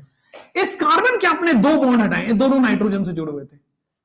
इस नाइट्रोजन के आपने दो बॉन्ड हटाए हैं, दोनों कार्बन से जुड़े हुए थे। इस नाइट्रोजन के आपने दो बॉन्ड हटाए हैं, दोनों कार्बन से जुड़े हुए थे। तो अगर आपके पास डबल बॉन्ड्स वाली सिस्टम आ जाए तो सबको तोड़ तोड़ के पहले डमी एटम बनाना है। अगर एक भी बच्चा ऐसा है जिसको लगता है कि नहीं सर एक बार और बताओ, कोई बात नहीं, फिर से बता देंगे, इसमें बिल्कुल घबराने डरने की जरूरत नहीं। ऑलमोस्ट 80% क्लियर हुआ है ना? हाँ, एक काम हम ऐसा कर सकते हैं, बहुत ईमानदार हो आप लोग, वैसे तो बहुत ईमानदार हो वैसे आप लोग तो। डबल बॉन्ड के बहुत सारे क्वेश्चन आगे हैं, उसमें करें या इसी को करें? एक बार और, चलो ठीक है, okay, no problem at all, no problem at all. आपको भाई समझ में आना ये मेन इंपॉर्टेंट है, ठीक है ना? अपना पढ़ाना तभी सक्सेसफुल होगा तो समझ में आएगा। आ जाओ, देखो ये सिन है कि N2 है, ये सिस है कि ट्रांस है, ई है कि जेड है। सिन एंटी हो नहीं सकता, सिस ट्रांस हो नहीं सकता, इजेड होगा। अब इजेड में कहा जाता है कि कभी भी डबल बॉन्ड ट्रिपल बॉन्ड हो तो वो इजेड हम डिफाइन नहीं कर सकते। In double bond triple bond को तोड़ के सिंगल बॉन्ड में कन्वर्ट करना पड़ेगा। ध्यान दीजिए, in double bond triple bond को तोड़ के सिंगल बॉन्ड में कन्वर्ट करना पड़ेगा। I am converting it, please focus here. सब लोगों का फोकस यहां होना चाहिए। देखो यहां पे सी ट्रिपल बॉन्ड एन लगा है, लेफ्ट अपर पार्ट पे सी ट्रिपल बॉन्ड एन लगा है, तो मैंने डबल और ट्रिपल बॉन्ड बेटे हटा दिया। सी ट्रिपल बॉन्ड एन लगा है, मैंने डबल और ट्रिपल बॉन्ड बेटे हटा दिया।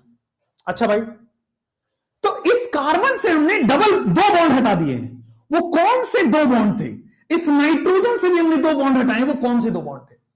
तो इस कार्बन से जो दो बॉन्ड दोनों नाइट्रोजन से जुड़े हुए थे, इस कार्बन के दो बॉन्ड जो थे दोनों नाइट्रोजन से जुड़े हुए थे। इस नाइट्रोजन के जो दो बॉन्ड थे वो दोनों कार्बन से जुड़े हुए थे। इस नाइट्रोजन के जो दो बॉन्ड थे दोनों कार्बन से जुड़े हुए थे। बोलो हाँ ना? समझ में आ गया है? No doubt at all. नीचे आ जाओ एक बार फिर से। सर हमने क्या करना है? डबल बॉन्ड जितने भी हैं सबको गायब करना है, डबल और ट्रिपल बॉन्ड गायब करना है। तो आइए डबल और ट्रिपल बॉन्ड हम गायब कर देते हैं। आइए भाई डबल और ट्रिपल बॉन्ड गायब करते हैं। तो डबल बॉन्ड को जब हमने गायब किया तो इस कार्बन का एक बॉन्ड हमने खत्म कर दिया, इस कार्बन का एक बॉन्ड हमने खत्म कर दिया। इस कार्बन का कौन सा बॉन्ड खत्म किया है? कार्बन से जुड़ा हुआ था। इस कार्बन का कौन सा बॉन्ड खत्म किया? जो कार्बन से जुड़ा हुआ था। एकदम सही है।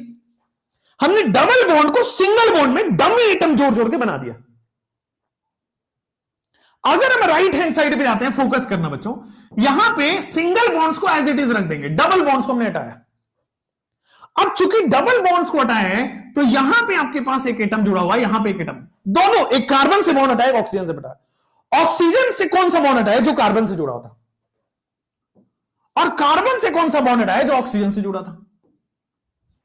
देखो कार्बन से कौन सा बॉन्ड हटाया? जो ऑक्सीजन से जुड़ा था। ऑक्सीजन से कौन सा बॉन्ड हटाया? जो कार्बन से जुड़ा था। बहुत बढ़िया। नीचे आ जाओ, सी ट्रिपल बॉन्ड सीएच में आ जाओ, कार्बन कार्बन और hydrogen. C triple bond CH में आ जाओ, कार्बन कार्बन और हाइड्रोजन में आ जाओ। ध्यान से। सर इस कार्बन से हमने दो बॉन्ड हटाए, इस कार्बन के भी दो बॉन्ड हटाए, इस कार्बन के भी दो बॉन्ड हटाए, इस कार्बन के भी दो बॉन्ड हटाए। इस कार्बन के कौन से दो बॉन्ड हटाए? दोनों कार्बन से जुड़े हुए थे, तो दोनों कार्बन से जुड़े हुए दिखा दो, डमी एटम। इस कार्बन के कौन से दो बॉन्ड हटाए? वो भी दोनों कार्बन से जुड़े हुए थे, तो डमी एटम दिखा दो। इस तरह से बनाना है। अब बताओ कोई दिक्कत है कि नहीं? अब बताओ कोई दिक्कत है कि नहीं है? अगर है तो भी फिर से बता देंगे, बिल्कुल भी घबराना नहीं है। अगर आपको लगता है तो एक बार फिर से बता देंगे, लेकिन आप बोर हो जाओगे। एकदम बढ़िया, समझ में आया? एकदम क्लियर, एकदम क्रिस्टल क्लियर हो जाए तो चैट सेक्शन एक बार लाल हो जाए बच्चों। चैट सेक्शन एक बार लाल, 100% क्लियर हो गया, क्रिस्टल क्लियर हो जाए। बहुत बढ़िया। अब ये मुद्दा थोड़ी था, ये तो आपने फ्री में बनाया है, आंसर भी आएगा है। ये तो आपने बस कन्वर्ट किया है। अब अभी इजेड तो निकालो, इजेड तो निकालो बच्चों। अब्दुल्ला शेख जी ने बना दिया है, बहुत बढ़िया यार। इंद्रानी बना दी, बहुत बढ़िया। श्वेता पांडे, रौनक बहुत अच्छा शॉर्ट नोट्स बनाते यार, बहुत अच्छा शॉर्ट नोट्स बनाते हो, दैट्स गुड थिंग, अच्छी चीज है। चलो आप आगे आ जाओ। अब यहां पे बताओ ये ए है कि जेड है? अब आसान है सर। अगर पहला आइटम सेम है तो क्या करते हैं? डब्बा बनाते हैं। अगर पहला आइटम सेम है तो इस एटम से क्या क्या जुड़ा हुआ है? एन एन एन जुड़ा हुआ है। देख लो, पहला एटम दोनों में सेम है, ऊपर भी और नीचे भी दोनों कार्बन है, बट इससे एन एन एन जुड़ा हुआ है। इससे क्या क्या जुड़ा हुआ है? तो कार्बन कार्बन और हाइड्रोजन जुड़ा है, सी सी एच जुड़ा हुआ है। इधर सी और इधर एच जुड़ा हुआ है। एकदम सही, नो डाउट एट ऑल। आगे बढ़ सकते हैं, बहुत बढ़िया। ऊपर चले जाओ, डायरेक्टली अटैच एटम सेम है, डब्बा बना दो। तो डब्बा बनाओगे तो देखो इस कार्बन से क्या क्या जुड़ा? Oxygen oxygen hydrogen, oxygen oxygen hydrogen जुड़ा है। इस कार्बन से क्या जुड़ा है? कार्बन कार्बन कार्बन जुड़ा है। तो इससे आपके पास सी सी सी जुड़ा हुआ है। एकदम बढ़िया है क्या? हाँ या ना है क्या? आगे आ जाओ। तो प्रायोरिटी किसको दोगे? कार्बन को कि नाइट्रोजन को? Priority number 1 will be more atomic number को। बहुत बढ़िया। प्रायोरिटी किसको दोगे? ऑक्सीजन को कि कार्बन को? सर मोर एटॉमिक नंबर को। एकदम बढ़िया हो गया है क्या? दोनों ही प्रायोरिटी ग्रुप अगर सेम साइड पे हैं तो तू तो मेरी जान है रे, जुसामेन हो गया। क्लियर? कोनो दिक्कत नहीं है ना? आगे बढ़ सकते हैं ना? हाँ या ना? ये भी जेड। बहुत बढ़िया। Next question. किसी से कोई मदद नहीं लोगे, 30 सेकेंड्स लगेगा, इनफैक्ट ज्यादा ही लगेगा, बट 30 सेकेंड्स के अंदर करने की कोशिश कीजिए।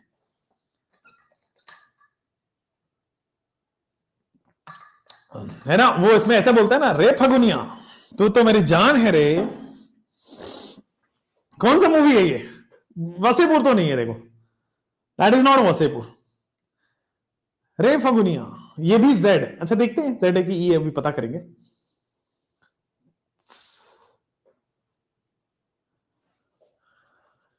चलो नेक्स्ट, गैंग्स ऑफ वसेपुर का ही है, मांझी का है। अच्छा Manjhi, Manjhi is a good movie, although आप लोग नए जनरेशन को आपको बोरिंग लगेगा, but it's a very good and inspiring movie, very inspiring movie by the way. Dashrath Manjhi. सोच सकते हो कोई इंसान किसी को पागल कहे जा रहा है, पागल है पागल है पागल है, क्या ही कर रहा है, पहाड़ पे वो कर रहा है, और 100 साल 200 साल बाद निकल के आता है कि अरे यार क्या तो कर दिया इसने, है ना। कितना गिल्ट फीलिंग होता होगा लोगों को कि हमने क्या क्या उसको नहीं बोला, बट आज देखो क्या कर गया। यही एटीट्यूड होना चाहिए। बाकी दुनिया क्या कर रही है, मैं आपको एक चीज लिख के दे दूं कि दुनिया आपको आगे नहीं जाने देगी, नहीं आगे जाने देगी, ठीक है। दुनिया को आप तभी पसंद है जब आपके पास दुख है, जब आप देखो ना, आप देखो ना, अगर आप क्लास में टॉप कर रहे हो आपकी दोस्ती कम हो जाएगी, सब जलने लगेंगे आपसे। बड़ी सिंपल सी एग्जांपल, सब जलने लगेंगे, ठीक है। लेकिन आप क्लास में थोड़ा सा आपका पैर टूट जाए, हाथ टूट जाए, अभी देखना सारे लोग टेक्स्ट करेंगे, मैसेज करेंगे, फोन करेंगे, मिलने आएंगे। सब लोग दुख में आपके साथ होते हैं, सुख में कोई साथ नहीं होता, या आप अच्छा कर रहे हो सक्सेस में कोई साथ नहीं होता, ठीक है। अगर यहीं पे सिंपैथी देना हो 1000 लोग तैयार हैं, यहीं पे हेल्प करना हो 1 लोग तैयार नहीं मिलेगा। ये है रीत जगत की, ठीक है। आ जाओ नेक्स्ट। तो आपके पास क्या करना है, जब भी डबल ट्रिपल बॉन्ड्स आए तो आपको डमी एटम बना लेना है। तो आ जाओ, डमी एटम ध्यान से देखना सर कैसे बन रहा है। ऑक्सीजन से एक बॉन्ड फ्री किया था और कार्बन से भी एक बॉन्ड फ्री किया था, डमी एटम बन गया, हो गया। नीचे आ जाओ, जैसे आप नीचे जाओगे दिस इज OH, अच्छा, और नीचे जो है डमी एटम बना दो। इस कार्बन से एक बॉन्ड फ्री किया था ऑक्सीजन वाला, और इस ऑक्सीजन से एक बॉन्ड फ्री किया था कार्बन वाला। बहुत ज्यादा अमेजिंग हो गया क्या। नीचे आ जाओ बच्चों, आपके पास CH3 हो गया है क्या, दिस इज CH3। इधर आ जाओ, आप क्या बनाओगे, C triple bond N, CN। इस पे आप 2 बॉन्ड फ्री किए हो और इस पे आप 2 बॉन्ड फ्री किए हो। सर इस कार्बन से 2 नाइट्रोजन का बॉन्ड फ्री है, इस नाइट्रोजन से 2 कार्बन का बॉन्ड फ्री है। डमी एटम बनाना बड़ा आसान है। अब ध्यान दो कैसे होगा। सर अगर आपके पास डायरेक्टली अटैच एटम सेम हो तो डब्बा बना लो और रिमेनिंग एटम जोड़ दो। N इस कार्बन से क्या जुड़ा है, तो 3 नाइट्रोजन जुड़ा है। डायरेक्टली अटैच्ड एटम से क्या क्या जुड़ा हुआ है, N जुड़ा हुआ है। आगे बढ़ो, ये दोनों जगह कार्बन है, इसमें क्या जुड़ा है, OOH जुड़ा है, और इस वाले पार्ट में OOO जुड़ा हुआ है। प्रायोरिटी कैसे डिसाइड करोगे, N वाले को प्रायोरिटी दोगे, H वाले को प्रायोरिटी नहीं दोगे। सर OOO इसको प्रायोरिटी दोगे, इसको प्रायोरिटी नहीं दोगे। अगर दोनों प्रायोरिटी सेम साइड है तो बेटा Z जान है रे, रे फगुनिया तू तो हमारे जान है रे। आगे बढ़े, अगला सवाल करें, ये लीजिए अगला सवाल करिए।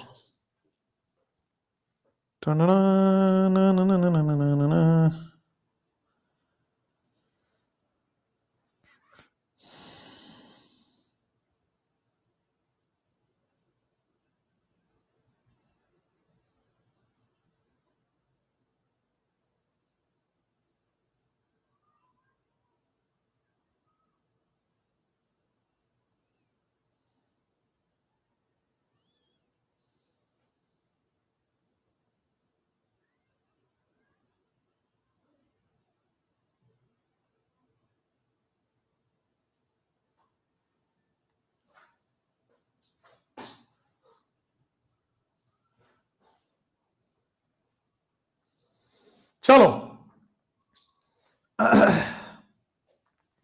Z है कि E है, तो देखो आपके पास बड़ी सिंपल है, C डबल बॉन्ड C बना लो, ठीक है। इससे नहीं लिखो, आपको विजिबल नहीं होगा। C डबल बॉन्ड C बना लो। अब मैं राइट हैंड साइड में लिख रहा हूं कार्बन, इससे हमने Cl जोड़ा हुआ है, इससे हमने ऑक्सीजन जोड़ा हुआ है, ठीक है। तो देख लो यहां पे भी एक बॉन्ड फ्री किया हमने और ऑक्सीजन पे भी एक बॉन्ड फ्री किया। ऑक्सीजन पे कार्बन वाला बॉन्ड और कार्बन पे ऑक्सीजन वाला बॉन्ड, ये फ्री किया था। नेक्स्ट आ जाओ, next C double bond OOH है।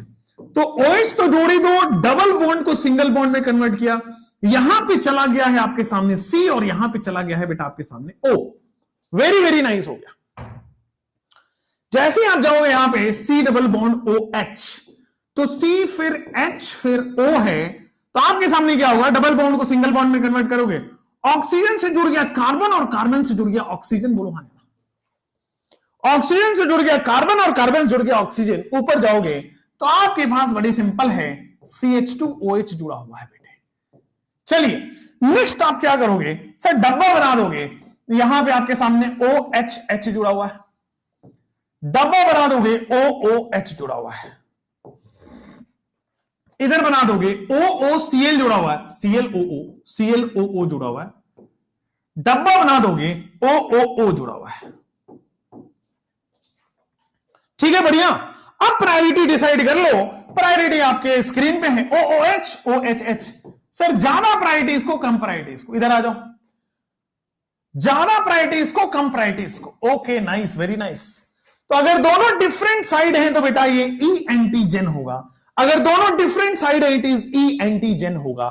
एब्सोल्युटली क्लियर है।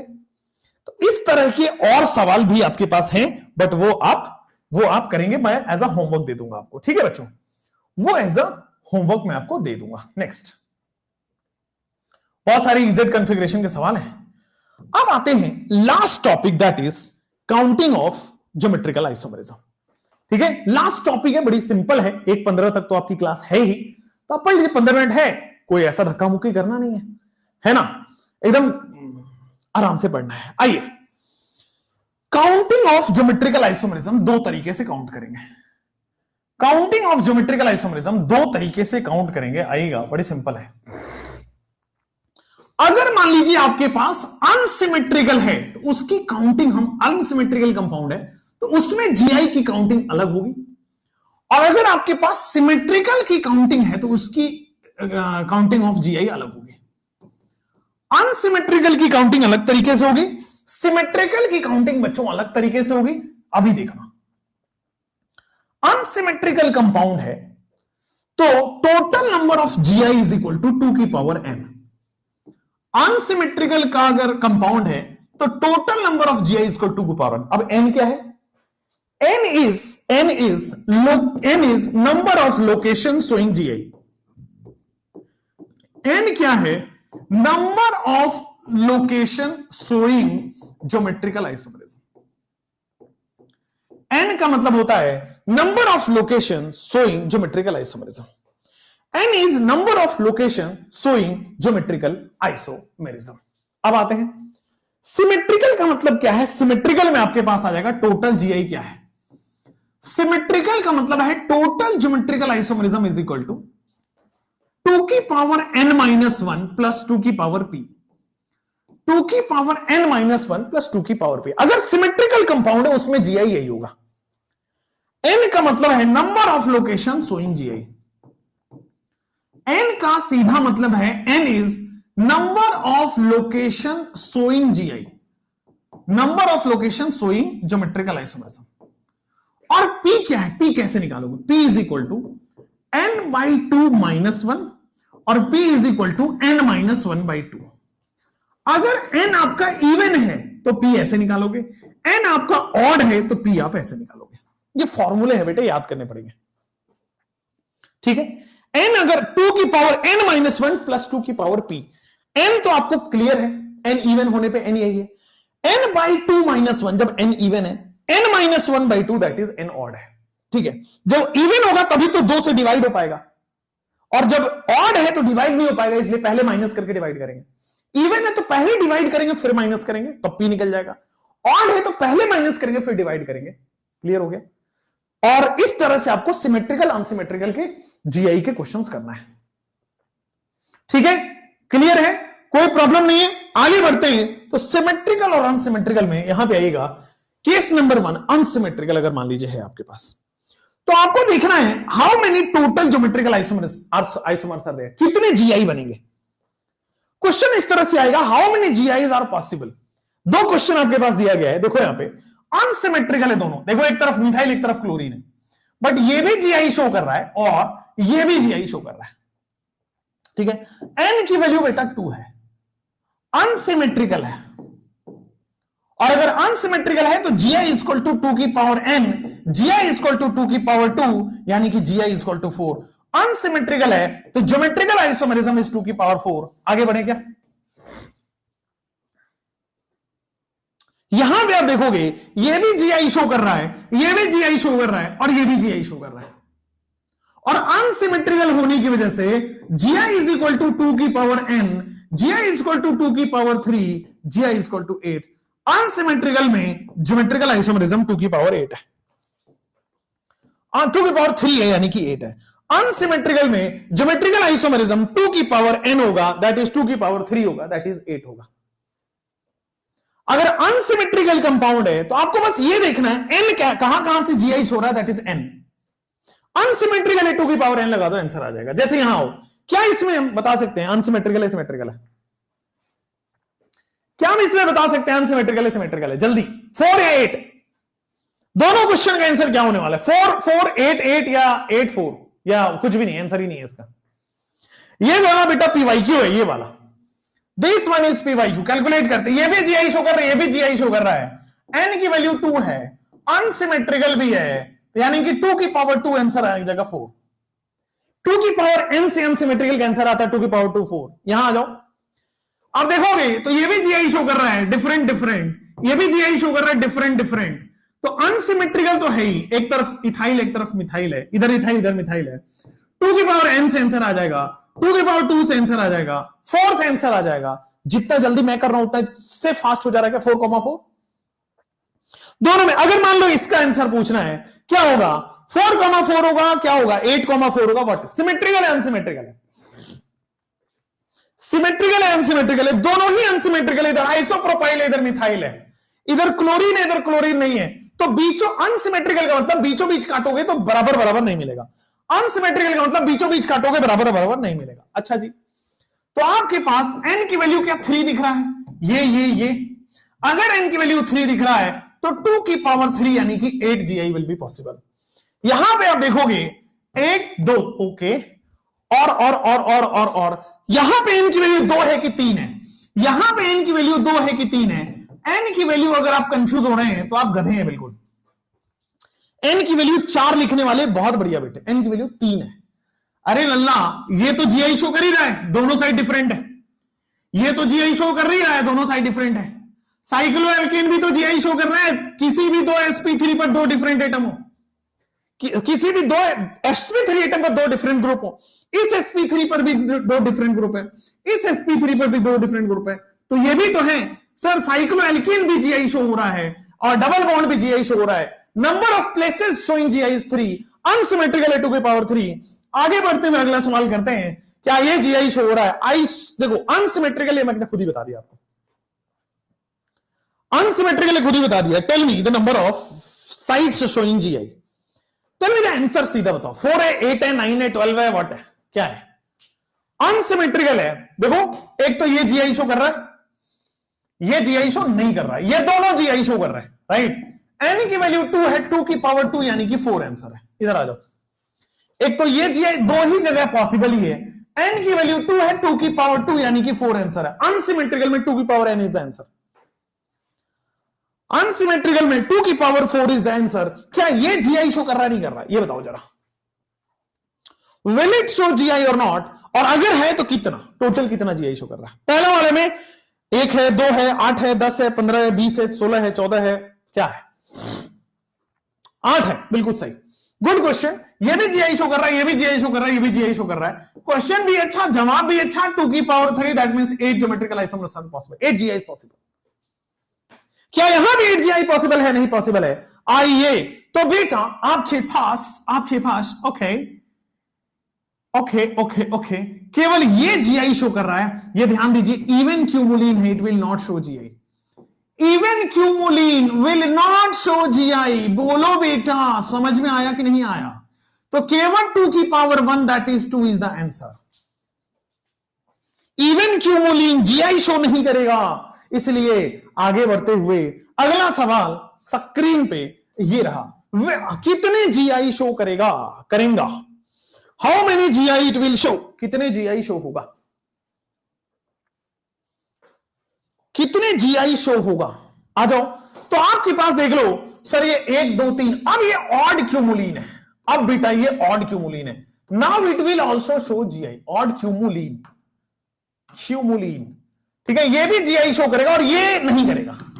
तो n की वैल्यू बेटा 1 है, जीआई इज 2 की पावर 1 2, n की वैल्यू 1 है, जीआई इज 2 की पावर 1 2, यहां पे आओ, ये वाला इवन है कि ऑड है, this is a even cumulene, this is a even cumulene, और आपके सामने नहीं, ये जीआई शो नहीं करेगा, ठीक है, क्या ये जीआई शो करेगा, ये करेगा, ये भी जीआई शो करेगा, ये करेगा, n की वैल्यू 2 है, अनसिमेट्रिकल होने से total GI is 4, total GI is 4, पहले में 2 दूसरे में 4, एब्सोल्युटली करेक्ट है, बढ़िया एकदम बढ़िया है यार।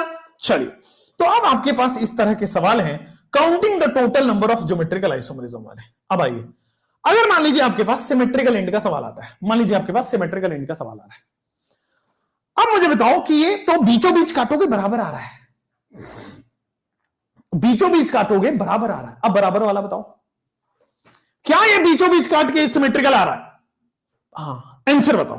तो बीचों बीच काट के बराबर आ रहा है, तो जीआई कैसे निकालोगे, 2 की पावर n माइनस 1 प्लस 2 की पावर p, 2 की पावर n माइनस 1 प्लस 2 की पावर p। अच्छा, p का वैल्यू होता है n बाई 2 माइनस 1, या फिर p का वैल्यू होता है n माइनस 1 बाई 2। अगर n इवन है तो ये आएगा, n ऑड है तो आपके पास ये आएगा, बिल्कुल सही है क्या, आ जाओ।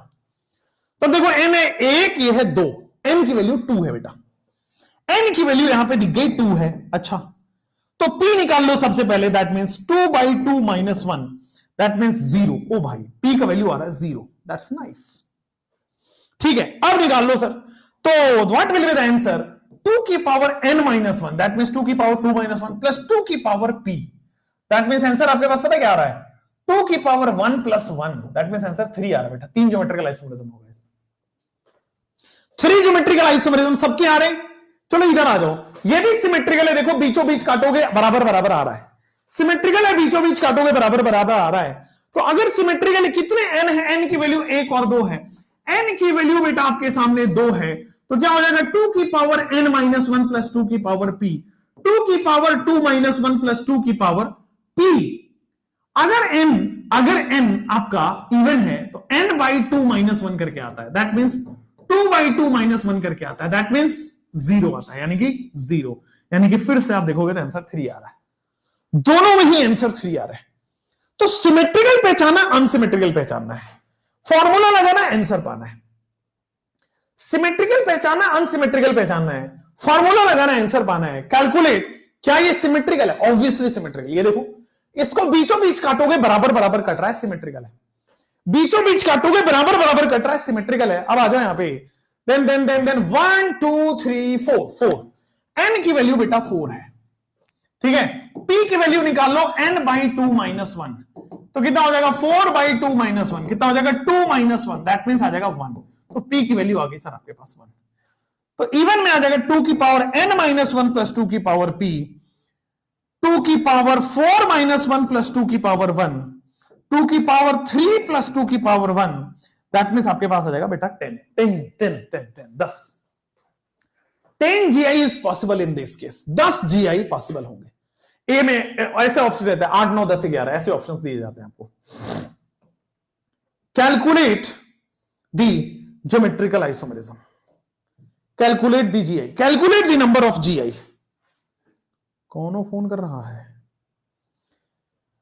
Calculate the number of GI, बेटा जल्दी से करेंगे।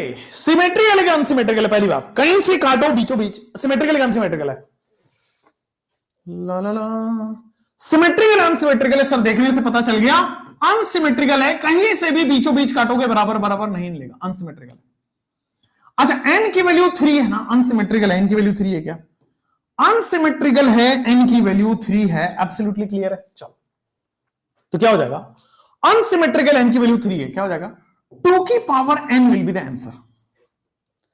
तो 1 2 3 आंसर, n की वैल्यू 3 है, कैसे, एक ये और एक साइक्लोएल्केन, एक ये नहीं, ये GI शो नहीं कर रहा, ये GI शो कर रहा है। एनी 2sp3 एटम पर डिफरेंट ग्रुप्स लगे हो, तो सीधा 2 की पावर 3 कर दोगे, सीधा 8 आंसर आ जाएगा, इसमें सोचना ही नहीं है। अनसिमेट्रिकल में तो ज्यादा दिमाग ही नहीं लगाना, 2 की power n will be the answer. अगर सिमेट्रिकल हो, या मान लो ये वाला केस करते हैं, विल इट शो GI और not, will it show GI और नॉट, क्या ये GI शो कर रहा है? 1 का 2 का, देखोगे अनसिमेट्रिकल तो है, ये हमें पता चल गया कि सर ये अनसिमेट्रिकल है, 2 की पावर n आंसर आएगा और केवल यही GI शो करेगा, 2 की पावर 1 यानी कि 2 GI शो करेगा। 2 की पावर 1 यानी कि 2, कई लोग कह रहे हैं 4 शो करेगा। बेटा ये कैसे GI शो करेगा? रे लेफ्ट और राइट सेम है ना, गर्दन मरोड़ देंगे तुम्हारा। ये कैसे GI शो कर रहा है? लेफ्ट और राइट सेम है कि नहीं है? पहला कार्बन सेम है, दूसरा कार्बन सेम है, कैसे GI हो जाएगा? अरे यार एकदम ही वैसे हो क्या? और एल्काइन कभी भी GI शो नहीं करता है, बताया था ना, एरियल डिस्टेंस सेम होता है, एरियल डिस्टेंस सेम होने की वजह से एल्काइन GI शो नहीं करता।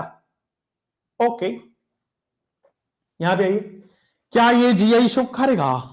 करेगा तो कैसे करेगा? सिमेट्रिकल है, अनसिमेट्रिकल है? पहली बात तो अनसिमेट्रिकल है, देखो इधर पीएच है उधर मिथाइल है, अनसिमेट्रिकल है भाई, अनसिमेट्रिकल है। ओके, तो 2 की पावर n से आंसर आ जाएगा बस। एक ये है 2 और एक ये साइक्लोएल्केन है 3, n की वैल्यू बेटा हो गई 3। तो 2 की power 3 will be the answer, that means 8 will be the answer. 2 की power 3 will be the answer, that means 8 will be the answer. 1 2 3, 2 की power 3 will be the answer, that means 8 will be the answer. ठीक है, बढ़िया, चले आगे। तो इस तरह से बेटा आपके पास है क्वेश्चंस। ठीक है, कुछ क्वेश्चंस मैं होमवर्क में दे दूंगा और कल आपको ऑप्टिकल आइसोमेरिज्म चालू हो जाएगा। Tomorrow we will start with optical isomerism. कुछ क्वेश्चन मैं ऑप्टिकल आइसोमेरिज्म के लिए दूंगा। ठीक है, आज ज्योमेट्रिकल आइसोमेरिज्म आपका फिनिश हो गया। ठीक है बच्चों, अब आपके पास 2 लेक्चर लगेगा ऑप्टिकल में, जिसमें इनेंशियोमर, डायस्ट्रियोमर ये सब पढ़ेंगे हम। ठीक है, ऑप्टिकल एक्टिविटी के बारे में पढ़ेंगे। उसके बाद फिर हम चलेंगे कन्फॉर्मर्स पे। सबसे लास्ट टॉपिक हम लोग पढ़ेंगे कन्फॉर्मर्स, जिसमें हम chair form, board form, twist board form, ठीक है, वो सारा हम पढ़ने वाले हैं। तो कन्फॉर्मर्स और ये सब पढ़ेंगे। ठीक है बच्चों, मैं एक बात आपको वापस बोल के जाऊंगा कि जिंदगी संघर्ष का नाम है। जिंदगी संघर्ष करने का दूसरा नाम है। हम में से 99% लोग उस संघर्ष से भागने की कोशिश करते हैं और 1% लोग संघर्ष करते हैं। जो संघर्ष करता है ना वो सक्सेसफुल है, और जो संघर्ष नहीं करता है ना वो सक्सेसफुल नहीं होता है। जिंदगी को जान लो, ये संघर्ष ही है। भगवान श्री राम संघर्ष में ही पूरी जिंदगी बिताए। हम भागने की कोशिश करते हैं, बशर्ते अगर हम लड़ने की कोशिश करें उस संघर्ष से, सक्सेसफुल। ये एक बात बड़ी ध्यान से सुनना, जिंदगी बदल जाएगी। और इसको कहीं लिख के नोट करके चिपका दो कि जिंदगी संघर्ष करने का दूसरा नाम है। हम मैक्सिमम लोग संघर्ष से भागते हैं। जो लड़ना सीख गया वो जीतना सीख गया, जो भागना सीख गया वो हारना सीख गया। बड़ी सिंपल सा कॉन्सेप्ट है। जिंदगी से लड़ो, परेशानी आने दो, उसको चकनाचूर कर दो कि आपके सामने कोई परेशानी कैसे टिक सकती है। आओ चकनाचूर करते हैं। चलो भाई, थैंक यू सो मच। मिलते हैं आपसे जैसे ये क्लास खत्म होगी। आपके पास एक रेटिंग बॉक्स खुलेगा। Do support and do show some love to Sankalp Bharat family. Thank you so much. जय हिंद, ऑल द बेस्ट।